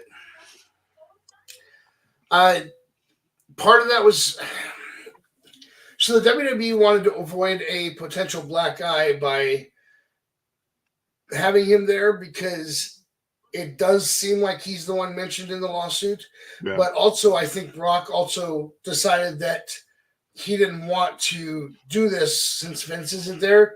I think it was a mutual agreement on both sides that he wasn't going to be in the Rumble. Yeah, could be. Yeah, well, the whole thing with yeah, Braun Breaker took a lot of those things that was supposed to happen as far as Brock and the Royal Rumble. The funny part that I keep thinking about is when Pat McAfee, who was on commentary, actually had a place in the Rumble, got in the ring, looked across, saw Omos, and then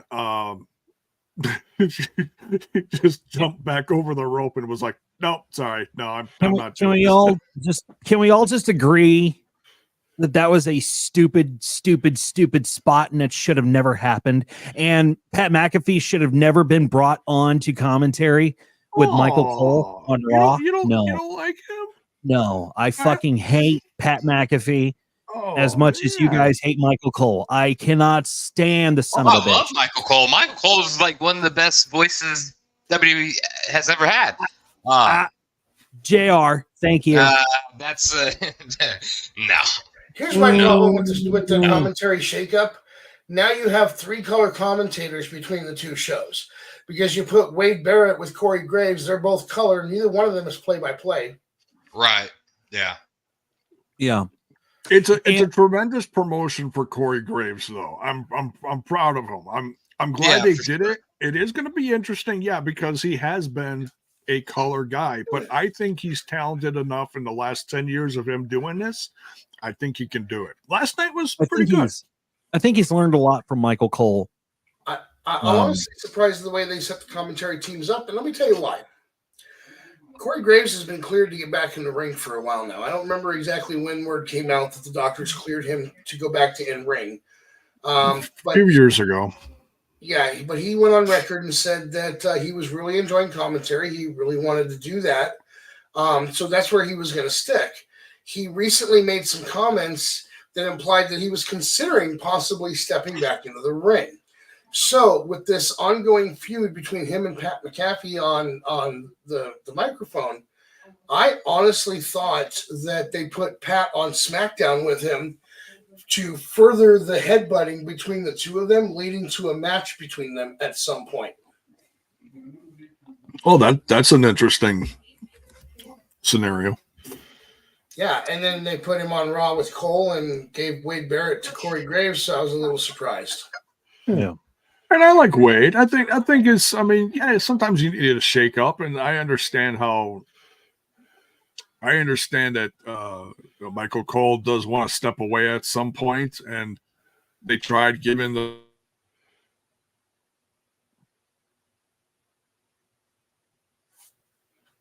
Did we lose Jason? Sadly, they weren't happy with it. Doing okay.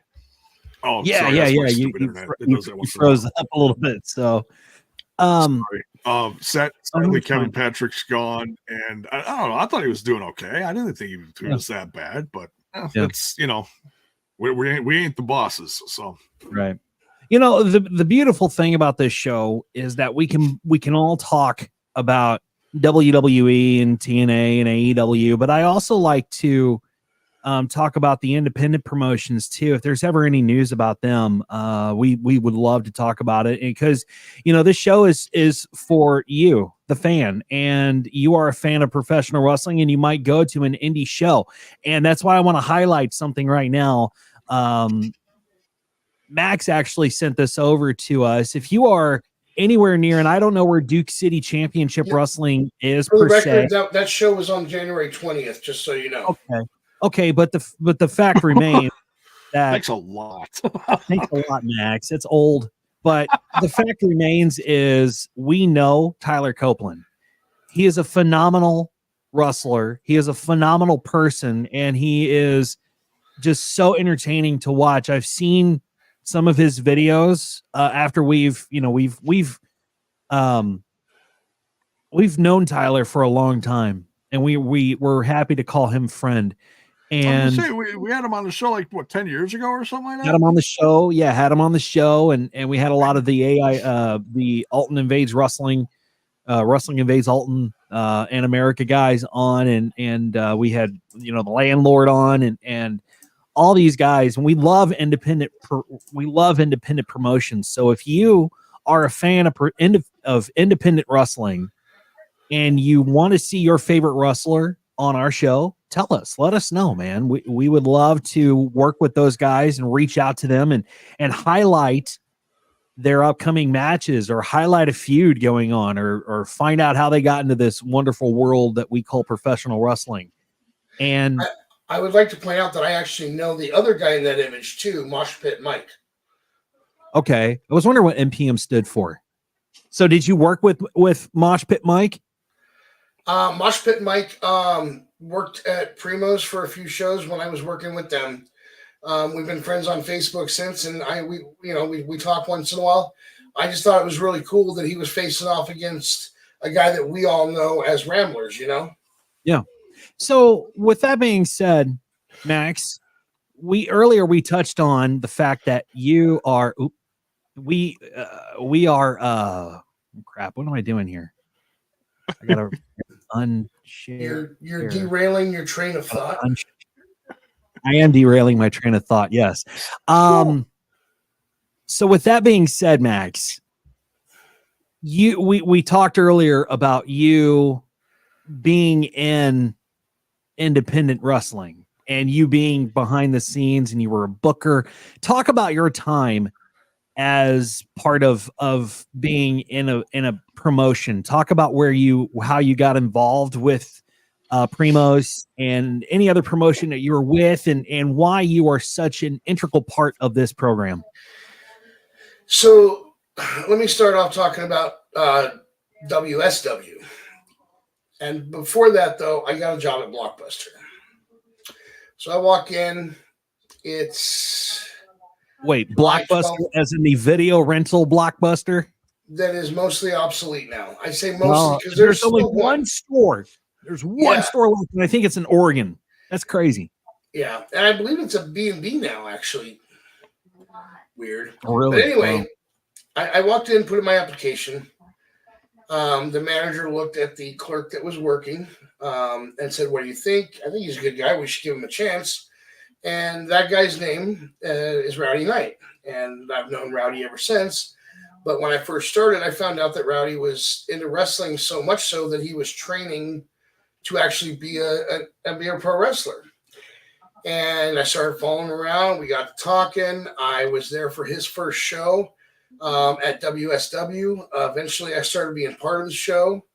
One night, they made me referee, which was horrible. Please do not go find the video of that because... I'm going to find a video of it. I got a crash course right before walking out to the ring for the first match on how to referee. I had never done it before. Was part of our WSW for a while. We went out to Ohio and worked with a company that wasn't OVW, but did some work with OVW. Went back to Colorado, was part of RMCW, Rocky Mountain Championship Wrestling, for years. I have managed, I've done a few matches. I've done concessions, I've done door, I've done security, I've done ring crew. I've been head of security, I've been a booker. The only thing I haven't done has been the promoter. And technically, since I was doing the booking for him and sharing all the online flyers and stuff, technically I'll take credit for being promoter too. But more than 20 years in the business, and Primos finally gave me the opportunity to be on commentary, which was an interesting experience. It may seem like talking on a microphone comes easily to me when you watch me on this show. Really what comes easily to me is sarcastic comments. That's why I'm so good at picking on Dizzy when I'm on the shows, because the sarcastic comments just don't stop in my head. And it's a filter thing that I have to go through them and go, no, don't say that. No, don't say that. But doing commentary was weird because even though I was out there doing color and trying to be that heel guy on the mic, there were times where I was so enthralled in the action, I forgot that I was supposed to be talking, which is fine if you have other people to talk, and you're not the only one on commentary. But I found that it's much easier for me to do a podcast than do commentary. Because even though you guys can see me on camera right here, I can shut my camera off if I need to and step away. But if you have ever been interested in getting into the business, find a local fed. I recommend it. It's worth the time. Even if you don't train to wrestle, find something that you're good at and do it. I mean, start your own wrestling podcast, review the local indies. I have a YouTube video. If you go to my page on YouTube, you'll see where I was doing reviews for a company called New Era Wrestling pretty much every month. That was easy for me. I mean, I say it was easy for me, but you'd have to see how many times I stopped, deleted, and restarted because I just did it on my phone and just recorded myself. But there's always stuff you can do. You can be part of the street crew, go out and give out flyers to sell tickets for shows. They usually need security or concessions or something. If you don't want to wrestle, cool.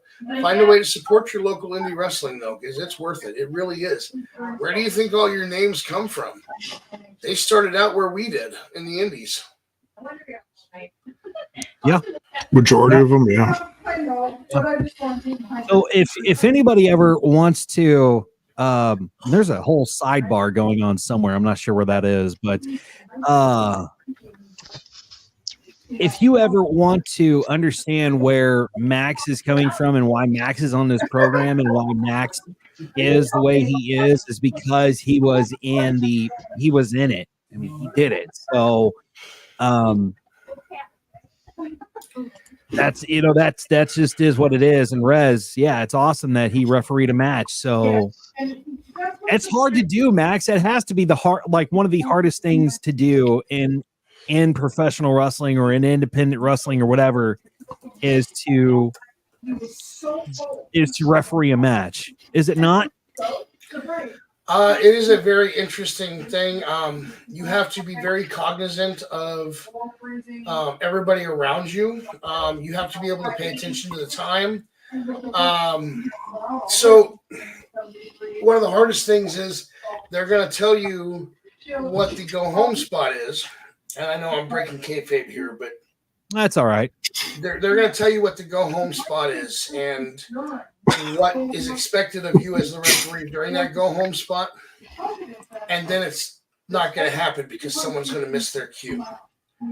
And you're going to end up making a mistake because, you know, when you're green and this is the first time you've ever refereed a match, you are trying to just do what they told you to do and not improvise. Right.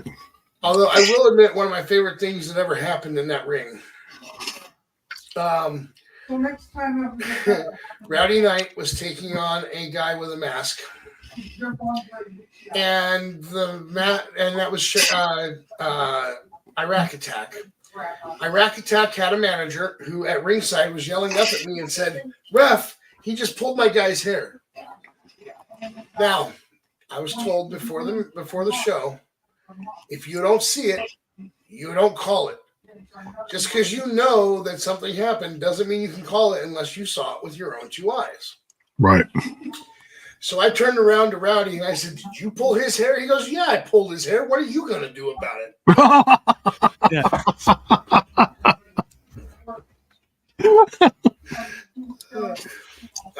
But so what'd you do about it? I told him not to do it again because I didn't see it, so I couldn't enforce it. Now, I want to point out that after 20 plus years of doing shows with the indies, I'm very passionate about certain things that I believe about the wrestling world. So if you go back and see the early part of this video where I went off on the IWC, you understand that I've been doing this for a while, and that affects my opinion on things. And that's why when I see the IWC crapping on not Vince, crap on Vince all you want, since apparently he crapped on other people, literally. When I see the IWC crapping on the changes that have been made to the story or the ending to SmackDown the other night, I get really upset. I get really passionate about it because you guys have to have faith. Now, it may not look like the story's going the way you want it to, but they wouldn't have let Cody go out there and say, "I've come back to finish my story," if he wasn't going to end up finishing his story at some point. Please, IWC, learn to have patience. I mean that from the bottom of my heart. Yeah, absolutely. And, you know, we love independent promotions. We love that they're in existence because not everybody is going to be able to get to a WWE show. Not everybody is going to be able to get to an AEW or TNA show if they come to town or if they come to your neck of the woods. So one thing you can count on is somewhere there's an independent promotion, and I know there's a ton of them here in Southern Illinois. Matter of fact, there's one who is here in my neck of the woods who not only has a restaurant, but the restaurant is also attached to a wrestling arena, if you will. So people can go have a nice dinner before the show and then get their tickets and give the tickets out and all that. And they can have a seat and sit down and watch a wrestling show. If you've never been to a wrestling show, whether it be professional, whether it be independent or whatever the case may be, go. And that is by far, you are going to have the best time ever. And Agent, I highly suggest that you do go check out an indie show I suggest you go check out every single one that you can, because those guys are striving to survive, and I can guarantee you that you might down the road see one of those guys, and you'll see him on TV. You'll see him on WWE. You'll see him on TNA or AEW somewhere. You know, that's the beautiful thing about this. So it's not called Dinner and a Suplex. That's really, really good. I love that. It's actually called something else, but I'm not going to say their name because they're not promoting the show. So maybe down the road we'll dive into that. But that's the fun part of being a wrestling fan is being able to go and watch all these independent shows and being involved in this, and just being a fan. That's what it's all about. So guys, this has been fantastic. This has been real. I've had so much fun with this. Okay. And I'm happy we're back. I just sent you another picture.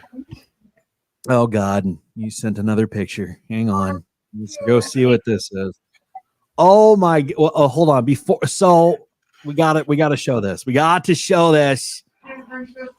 There is a story behind this picture, and after it comes up, I will tell the story. I'm going to show this picture, and I want you to give us the story behind it. And there's the picture. So what we have is a referee in the ring. We have a wrestler in the ring and some guy in a dress with a chair in his hand. Do you by any chance see what the wrestler in the ring has with him? No, I really I don't know. Is that a rope? That's a rope, and that's not just any rope. That's a bull rope. Oh, bull rope, yeah. Anybody want to take a guess who the guy in the dress is? Is that you? That's got to be you, right? That is the one and only Max Magus.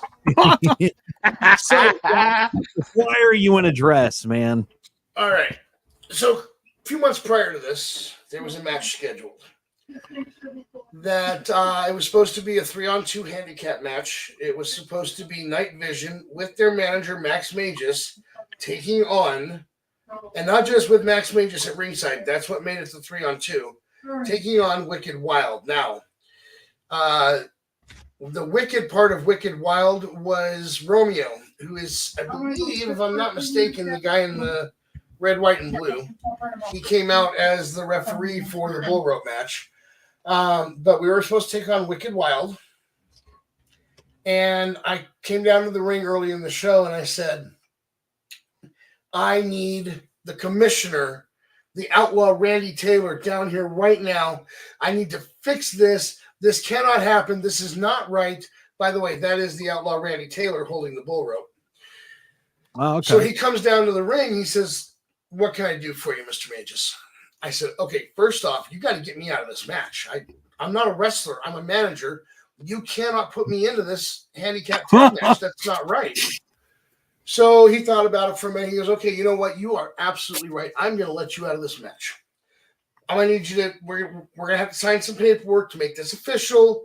So give me just a second. He pulls out some paperwork, gets it all set up, says, all right, go ahead and sign this. This first copy is for the board of directors. So I signed that. I said, all right. He says, the second copy is for my records. I need you to sign that. All right. So I signed that. He says, the third copy is for your records. Go ahead and sign that for me. So, okay, no problem. So I signed that. Gentlemen, always read the contract before you sign it. Yes.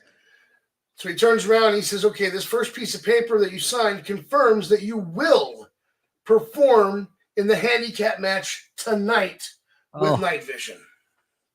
What? No, you can't do that. He says, the second contract that you signed says that you will be facing me in a bull rope match at a time of my choosing. What? I'm not a wrestler. What? That's 2 matches you're making me do? You can't do that.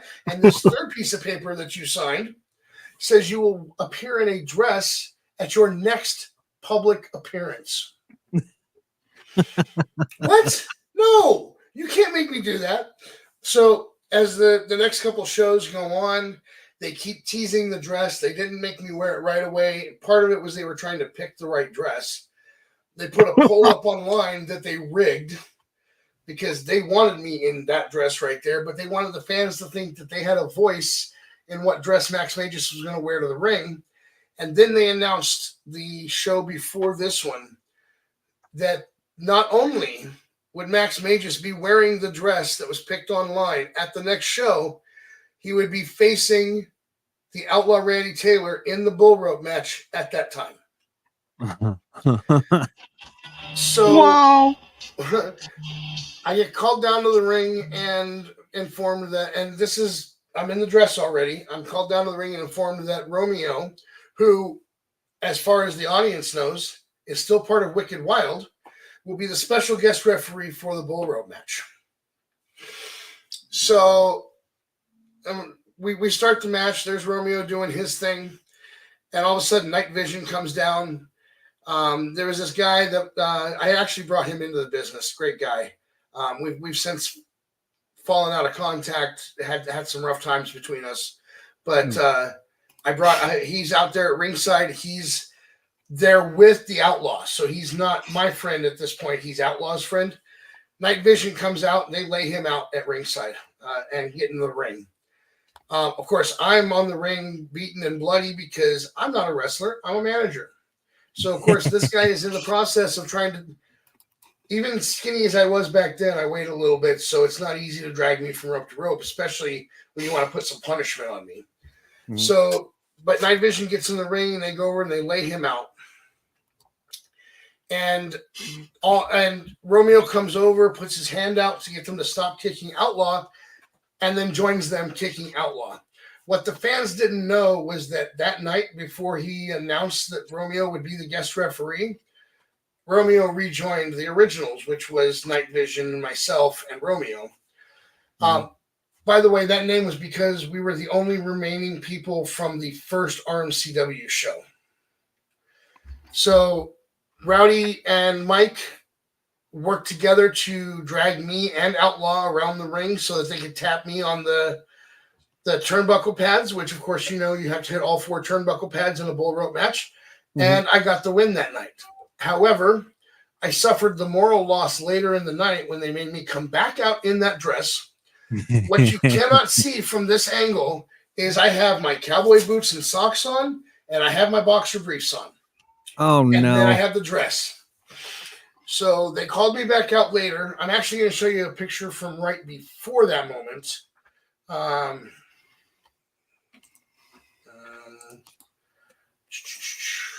We took this picture before they called me back out to the ring. Why is that not? There we go.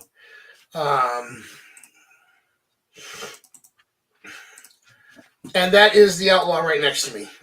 He's the guy that I had the bull rope match with that night. But we took that picture right before we went back down to the ring to do the next thing that they didn't even tell me what the plan was. All they said was, we're going to call you out. Just come on down. So I get down to the ring, and there's Outlaw waiting for me. And he gets in my face and pushes me back into the corner. I'm like, fuck, I'm taking a beating again. And he sits there and he gets his hands on the front of that dress, just gripping it in his fist, right about where those buttons line up. And he says, what you don't know, and I want to let these fans know right now, is that we are going to auction this dress off on the website and donate the money to charity. And he yanked. And that dress tore in all the right spots, so it just came right off of me. And I'm left standing there in the middle of the ring, or in the corner of the ring, with my underwear and my cowboy boots. The fans say they never saw me run faster in my life.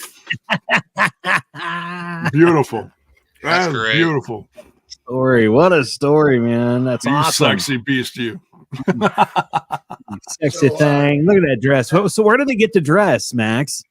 I think they said a thrift store or something. I was gonna say your local thrift shop. Yeah. That's so the real question is, how many subs do we have to get in order to get Max back in the dress? Oh my God! In a dress, I should say. We have to get at least. What? Let me go and see how many subs we have so far on our 200 channel. to get. Let's see, 169, I believe, is what's We're officially at up on the YouTube. 169. So if we can get up to 200 subscribers, Max will put on a dress. Yeah. Listen. Max is like, excuse me? Hold What? on. Wait, you think I'm willing to embarrass myself for a measly 31 subscribers? Yeah. Yeah. I come on here to embarrass you, Dizzy, not myself. You want to get me to embarrass myself, you're going to need more subscribers than that. Okay. Okay. Fine. Okay. If we can get up, what do you think, guys? 250? 250 subscribers? There you go. Okay.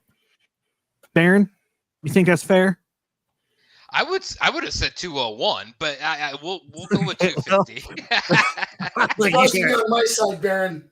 I can't be Max. I have to. We have to relive this moment. We need Max in the dress. We have to get Max in a dress. Live on So, stream. Max, are you go with 250 subscribers and we get you in a dress? All right. Here's the terms. I will grant you the 250. Okay. But here's my terms on this. First off, we have to get to 250 subscribers. I'll give you to WrestleMania XL. All right? I'll be nice. Okay. Yes, Number I two, heard though, you. I told you guys earlier that I've gotten up over 400. I will choose when I do it. I'm getting ready to go on some meds that are going to drop the weight pretty quick. So it'll probably be sometime this summer or late this summer, but I pick when, but I will do it. Okay. So, by April 6th, so technically since WrestleMania is 2 nights, I will give until April 7th. Until April 7th, I want you, the listener, take our link, share it with your friends, tell them to subscribe to our show, to our channel, and we will go live every single Saturday at around this time, at around 1 o'clock Central Time, noon Mountain, right, Max? Yes, but I'm not in Mountain right now. No. But you're from the mountains, and that's one of your Right. Yeah. Well, so okay, I still say Mountain Time is the only important time. that's what I meant. That's what, and Yeah. I'm trying to give you that satisfaction. Since all of us are in Central. So I'm encouraging you guys too, all you guys, and I'm going to do it too, because I really want to see this happen. Take the YouTube link, and I will post the YouTube link in the chat. Take our link, share it with your friends. If you want to see Max Magus in a dress, because I do, if you want to see Max Magus in a dress by the end of WrestleMania XL, if we can get up to 250 subscribers, Max will do it. So I say we go. My lovely wife, Mrs. J-Bone, said that if we hit a 1,000 subs at some point, no time, thing given, but if we hit 1,000 subs, that we all have to jump in a dress. So I don't know how you feel about that. Oh, well. Mrs. J-Bone, I love you. Baron, do you want to be in a dress? Do you want to? I am comfortable with myself. I would be in a dress for 1,000. J-Bone, are you comfortable with being in a dress? I am one sexy bitch. Hell yeah, I'll put on some high heels too. And so we already know Max is pretty comfortable in being in a dress. Damn it! Oh yeah, this would be perfect for Max. I guess I'll get in a dress too. So if we can get up to 1,000 subscribers in however long of a time, it doesn't matter, then all four of us will get on a show on Saturday in a dress. Right. Awesome. That episode will be called Ramblers and Drag, Drags Unleashed. There you go. Max, what t-shirt are you wearing? I'm just curious. Is that an Orton shirt? It is an Orton shirt. It's Awesome. the Daddy's Back. I love that shirt. It was either this or the shirt. Oh, Yeah. Are you a fan of LA Knight? I am. I'm a fan. I'm a fan of his mic skills. I'm a fan of his in-ring skills, and I love the potential that he brings to the table. Yeah. So yes, we all have to be Vito in 2005 for 1,000 subscribers. Amazing. And seeing as I'm already bald, I'm halfway there. I'll have to find some sort of like cap, like bald cap to put on so that I can be bald too. Oh no, you're shaving your head, bro. Oh fuck that. Not happening.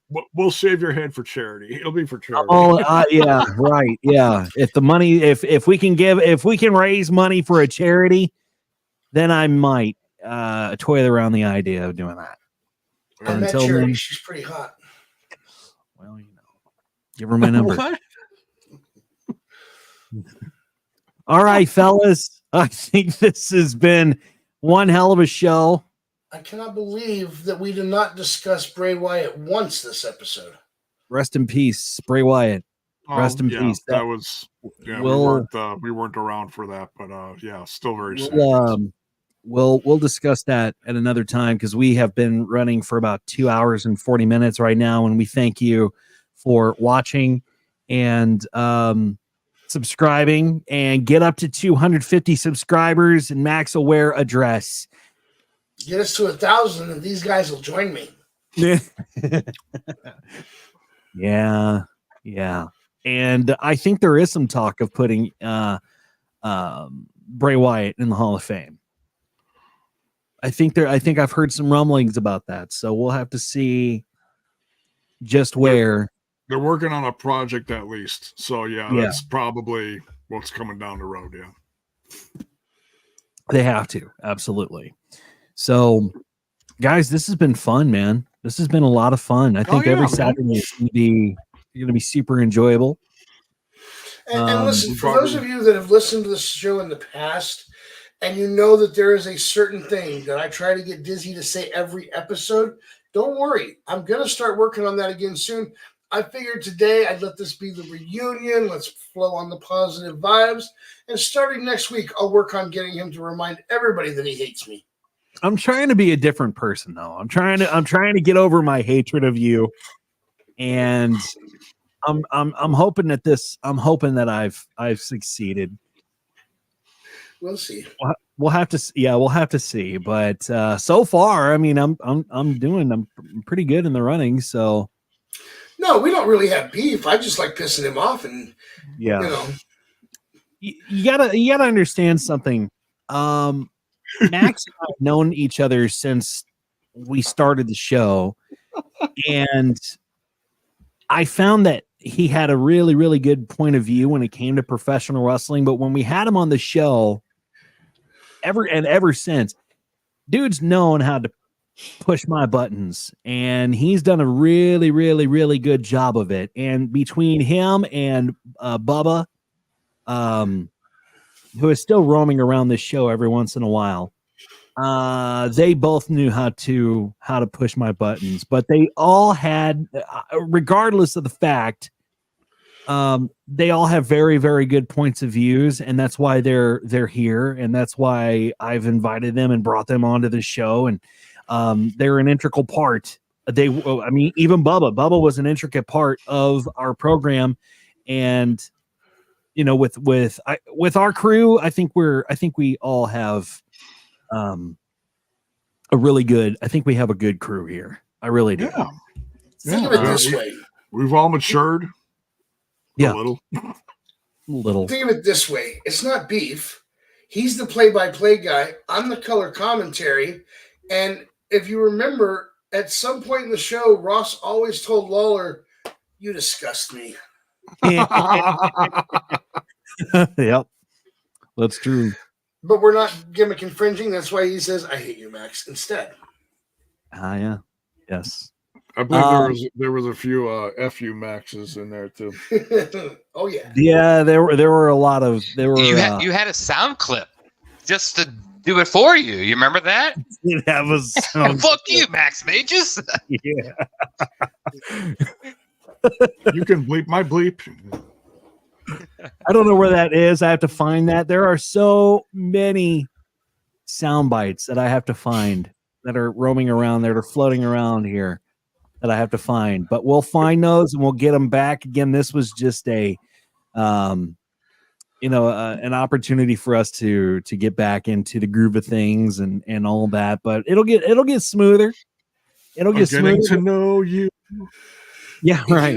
If you know where to find Disney on social media, his favorite thing is for you to send him Nickelback music videos. It is not.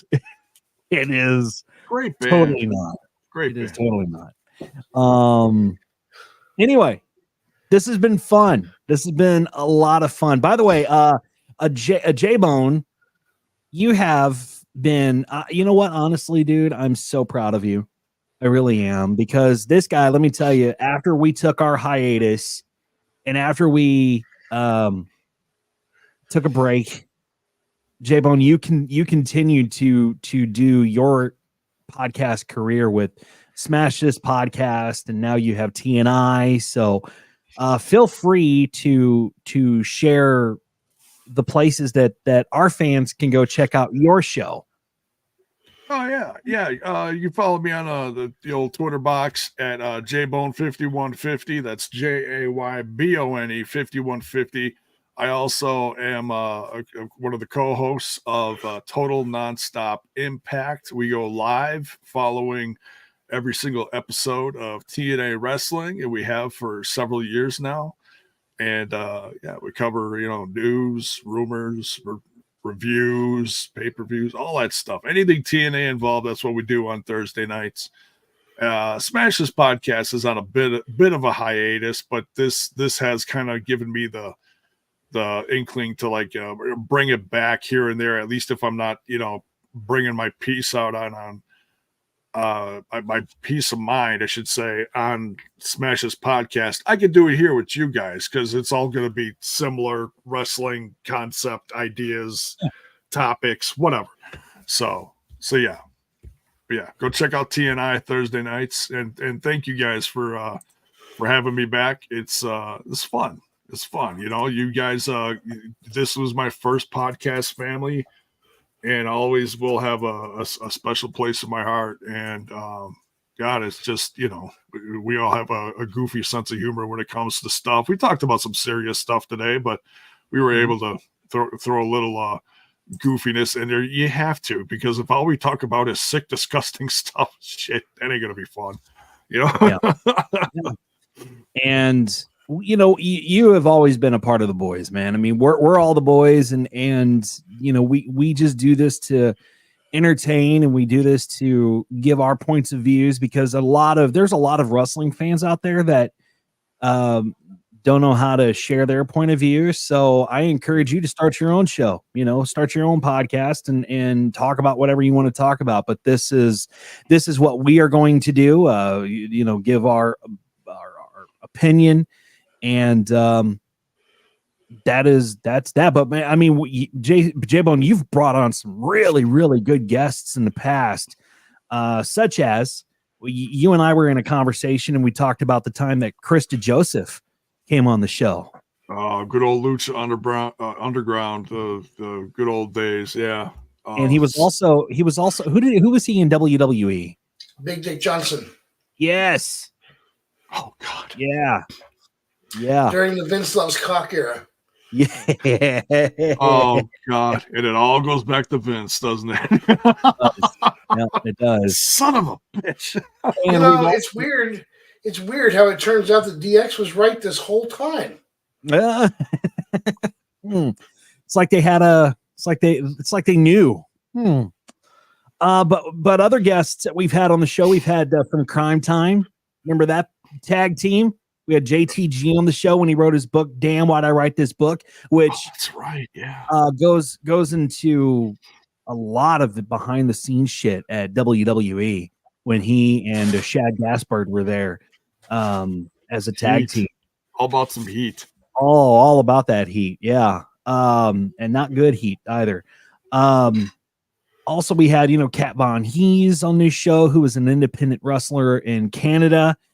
We've had a lot of people on this program, man, and we want to we want to continue that. And so if you know of any wrestlers or any person that you would like us to talk to on this show, tell them how to reach out to us. You can find us on Facebook at Ramblers Unleashed. You can also find us on X at the Rambler Pod, the Ramblers Pod on X, and tell them how to reach out to us. You know, we're not hard to find, and plus you can always go to our YouTube channel and share our YouTube channel with your friends, and let's get up to 250 subscribers so that we can put Max in a dress after on the last day of WrestleMania. Wouldn't that be fantastic? That'd be fantastic. Speaking of, yes, Max, you have an opinion? You wanted to share something? Well, you're listing off the guest stars we had. I think the most important person we ever had on this show was the marvelous Max Magus. Well, he's a sexy beach. The fact that you always show up for the show, at least show up for the show, is fucking impressive as hell. So kudos to you. We figured it out today, boys, didn't we? Yes. Speaking of you, Max, how can people reach you on the old social media? All right. If you go to Twitter, you'll find at Max Magus. In fact, if you look in the YouTube chat, you'll see my name in there right now. You can click that and follow me on YouTube. I have another podcast that's not wrestling related. If you want to check that out, it's called Random Shots. You can find that at Our Shots Podcast. Sweet. Yeah. And I encourage you to go check out Random Shots. I love the guys over at Random Shots. So besides Max, Baron, how can they follow you on social media, brother? Well, you know, I still live in a stone age, so you're going to need to send a pigeon to my location to get in contact. No. You can find me on Twitter at Scumbag Jordan with 3 N's. He doesn't do the pigeon thing. He does the smoke signals. Oh, yes, yeah. smoke signals would be highly appreciative, and I would run directly towards them. So when I walked out of my apartment here in Southern Illinois, I saw some smoke signals, and I thought that was you, Baron. I just wasn't sure. I didn't say anything. Well, you didn't respond to my text, so it's. Oh, yeah. Sorry. I should have put 2 and 2 together. Yeah, like I said, you can follow the show on Facebook, Ramblers Unleashed. Follow us on Twitter, which is now X. No, I refuse to call it that. Why? Because who wants to talk about their ex? I'm just saying. You can talk about DX. Why can't you talk about X? Because it's Twitter. Big difference. It's just like I will not call whatever they've named it now. It's still Mile High Stadium. I don't care. It's still Twitter. It's what is it? It's not it's still the Superdome. Right. Is that right? Right. Yeah. Super X. The Superdome. God. Dizzy, Rez asked a really good question. Okay. Let's see. What are the odds of getting Dizzy versus Max in the no holds? Oh man. 1 million subscribers. Milestone. Ding ding ding. If we can get Resurrection, I tell you what, Rez, if you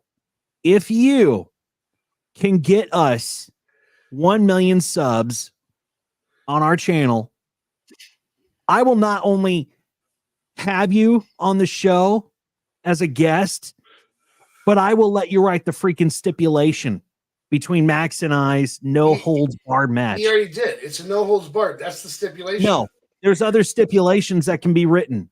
So I've already named the guest referee. You can't name the guest referee. Yes, I can. You want to see me do it? Who he's is right it? There, and he's high as fuck. Yeah. That would be the easiest match to referee. No hold barred. I just sit in the corner and fucking take bong rips the whole time. Perfect. Agent says triple cage. Triple Jiminy Christmas. We're gonna need a Walmart parking lot for this space. As long as Bubba shows up to be the ring announcer. And hold on, because J-Bone's gonna do commentary. I'll do I'll do commentary and I'll ring the bell. Ding, ding. Yeah, that'd be great. You know what? Speaking of, I'm a nice guy. Agent, you're going to join J-Bone on commentary. All right. Speaking of, I want to do just a quick thing here that just popped in my head because this is the way my brain works. I went ding, ding. I wanted to say rest in peace, Carl Weathers. From Rocky, Predator, among many other. Yeah, he was one of the recent Star Wars series. I think he was with the Mandalorian. Yeah, Mandalorian. Always a Apollo classic Creed, guy. right? What's It was that? Apollo Creed, right? Yes. Yes. Yeah, Rocky. Yeah. Man, What are that's that was a hard one. I was watching TV and I saw that ticker show up at the bottom of the screen. So that's a rough one, man. It's a rough one. So rest in peace for sure. Yeah. Okay, we're coming up on 3 hours, so I say we this has been a lot of fun, and we will do it again next Saturday, where there will be more to talk about. We will have some sort of a structure, but right now this was just to get our feet wet. Yeah, just to get our feet wet, and Carl Weathers, Action Jackson, amongst others. Yeah. I can't talk today, so I think we're going to wrap this up. Thank you for tuning in. Thank you for sharing us. Thank you for telling us about your friends. Remember, get us to 250 subscribers, and we'll put Max Magus in a freaking dress. Sorry, Max. Sorry. That's got to happen. Nope, not you. There, that guy right there at the corner. Put him in a dress. 250 subscribers. Mrs. J-Bone, thank you for letting us steal J-Bone for the duration of our show. Thank you for putting up with us yet again. We love you, and we hope you guys have a great, fantastic Saturday afternoon. Take care. See ya. Bye. See ya.